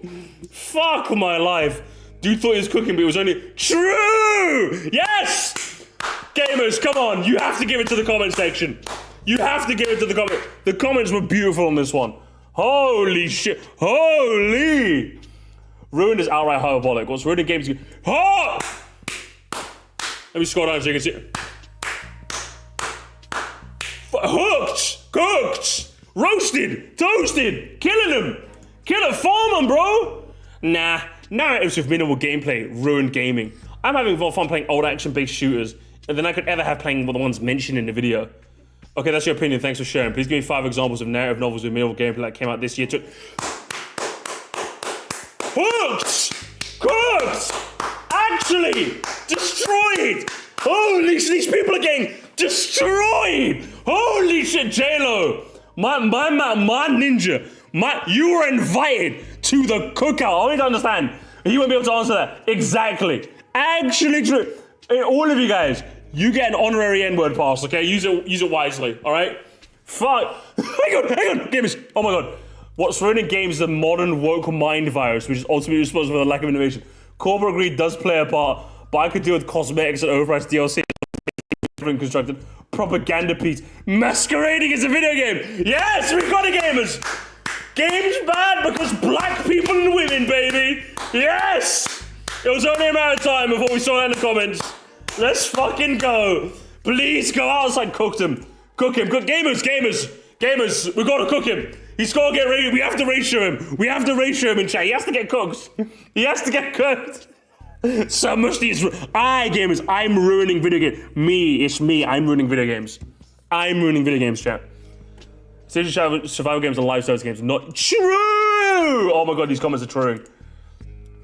The Half-Life series is a great example of gameplay with story as a bonus, but the story is shown through the environment because there's no cutscenes. Yeah, and guess what? Metroid Dread also does that. You can still find modern games that do environmental storytelling. El Skibbity Toilet. When you mention that people think fixed cameras and the QuickTime events were dated on God of... Hang on. When you mention how people think that fixed cameras and QuickTime events were dated on God of War, it gave me flashbacks to when people think about... Some people think about Resident Evil. So it was a thing back then, right? So some people did think that QTEs were a bit outdated back then. It's not fun. This doesn't make the game good. It's a highly subjective statement. I enjoy all the style of games similar to The Last of Us or Metal Gear Solid or Detroit Become Human on Telltale Games. Sometimes I just want to lay back and relax and not think too much, rather be immersed in a good story where my decisions matter. Wow, it's almost like there's different games for different people. Wow. Crazy. Have we got any wokies? There's no wokies in the replies. The way I see it, the bigger problem with AAA gaming is aesthetically repetitive it become. There's nothing unexpected anymore. No new control mechanics you have to figure out. No new interesting visual styles. No storytelling methods. No compelling gameplay outside the usual AAA slot. This guy's never heard of indie games. What's happened, chat? Commenters have forgot about indies. Holy shit, man. This is unbelievable. Fuck, go play Hi-Fi Rush, man. Last of Us ruined gaming because I don't like the new God of War. Oh, man, yes. I'm sorry, man. If over-the-shoulder camera stuff ruined Days Gone for you, I can't take you seriously. Thank you, Matt from Wii Sports. Thank you. I don't understand. I feel like there's room for both sides, personally. If anyone does feel fatigued with modern gaming, I can certainly understand. The way I personally avoid it is by going back and forth between newer games and older games. Sure, the transition can be jarring sometimes, but it keeps it fresh. True! Good, the comments are amazing! Death Stranding is an outlier here. It's a bit of a Hideo Kojima man who always pushes cinematic experience in games like Metal Gear Solid. It's similar to that. The games have amazing story, and the story really isn't the focus, but instead the focus on puzzle-like hiking gameplay. I agree with you, but let's be accurate on the games mentioned here. Wait, so even someone who agrees with him is like, good lord, brother, you're still dog shit. You're still bad. You're still so bad. Imagine that. Imagine someone that agree with you going, listen, broski. Calm down. While I love The Last of Us, I do agree there's way too many games copying it. Making an overly cinematic game is good in my opinion if you do it well, but like, come on, there's too many at this point. Where are they? Seriously, where are they? What are we talking about, broski? Oscar bait is absolute common default Dan L. Common gamers. Get him out of here. The title is peak clickbait. Greed in live service industry. Okay, not true. Honestly, the comments are cooking here. Gamers have ruined it. Gaming from themselves because they can't step outside their tiny okay, I hate gamers. I hate this. I agree with him, but he has anime profile picture and he used Western. They're tiny Western. But I hate this. Heartbreaking. A person you hate is correct. I've been gaming for and he flexes. I've been gaming for Has there ever been a time chat where someone mentioned the amount of time they've been gaming that doesn't come across as really cringe? Guys, I've been gaming for 28 years. I've done 2 tours of Mario Kart World, guys. I'm a gamer. I'm still not tired of it. That's because I avoid playing movies and AA open world slop like they're playing. I also make sure the least one of my problems is the latest Nintendo console. At least one of my platforms the latest Nintendo console, just for the variety. 53 applies. Holy shit. Okay, you're not Danvert. Oh man, I want to toss my 2 cents. One thing I find it fascinating how people like Kojima should be movie director instead, but his games are so cinematic. However, I tend to digress. Kojima is perhaps one of the only movie game directors out there who seems to respect the actual game medium to the point where he tells his games tell stories and events which movies and TV shows never could. I know Death Stranding is very divisive, but you can't argue that it plays out like any other game out there. Unlike The Last of Us style games, which come down to boring walking forward and listen to dialogue thing, which got very old quickly for me. Shigeru Miyamoto, you know what, Danvert, get out of here. I don't like him. It really feels like game deserve watered down just so the normies? Danvert. Unbelievable. Sonic fan had talking about how The Last of Us ruined gaming is the funniest shit ever. Rouge profile. Friendly gamers. Friendly fire. I have to upvote gamers. I have to upvote. Del Toro fan. No, it's Rouge fan now. God damn. Personally, I enjoyed The Last of Us, but I would make it tedious at times. The sequel is what ruined it. Won't judge anyone if you do like it. You know, Logan, I disagree with your comment, but I'll upvote. Respectful disagreement. I think cutscenes felt like rewards, and that feels like the gameplay is the reward. You know, you're so real for that. True. Are the movie games in the same room as right now? I only see looter shooters and live servers at the moment. I could puke. Yeah, I think we're getting the gist of this, aren't we, chat? I'm sick of cinematic slop. Okay, nuclear autism. How about you nuke your way out of my chat? Everyone wants to be the Batman Arkham game. Is it Batman Arkham or is it The Last of Us?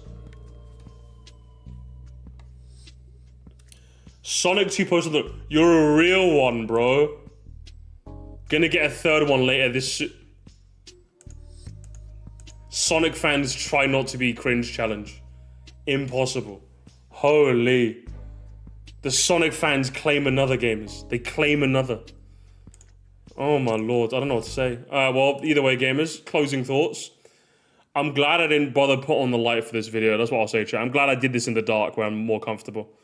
Because, holy shit. What I will say is, Sonic fan detected, opinion rejected. I stole that off Matthew in the chat, but since the chat isn't on the screen, you guys can't see.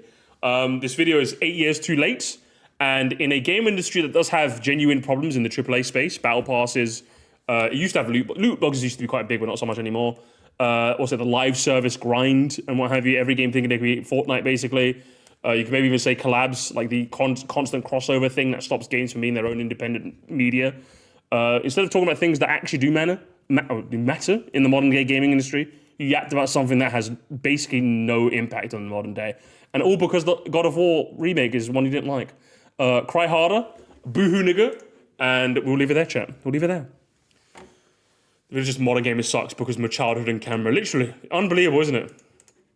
Boohoo. Boohoo, boohoo, boohoo. That's what I'll say to him. We'll be playing wheelchair basketball. I will be playing that tomorrow, actually. We'll be streaming that tomorrow, chat. We'll be streaming that tomorrow. We'll be streaming that tomorrow. It'll be fun. It'll be fun, gamers. It'll be so fun. It'll be so fun, gamers. Wouldn't it be fun? Wouldn't it be so fucking fun? I fucking love fun. I love fun, chat. Back in my day, we had games at 4 8 p.m. fixed camp. True. Honestly, true. Is it me or are they the only one who thought the vase was a baby? What, in this image? Up there? Yeah, I don't know. You're kind of crazy, brother. You're kind of crazy. Are you going to finish gaming in the Clinton years? I was going to do some gaming chat, but I've actually got a fucking massive headache. And I don't know, guys. I've been lying to you, actually. I've been lying to you, chat. I'm at work right now, so I'm currently doing a night shift. I've secretly got the cameras to this building on my right here. And as usual, nothing happens. Well, I've got a headache, gamers. And I've got 9 more hours of my shift. So instead, I'm just going to do my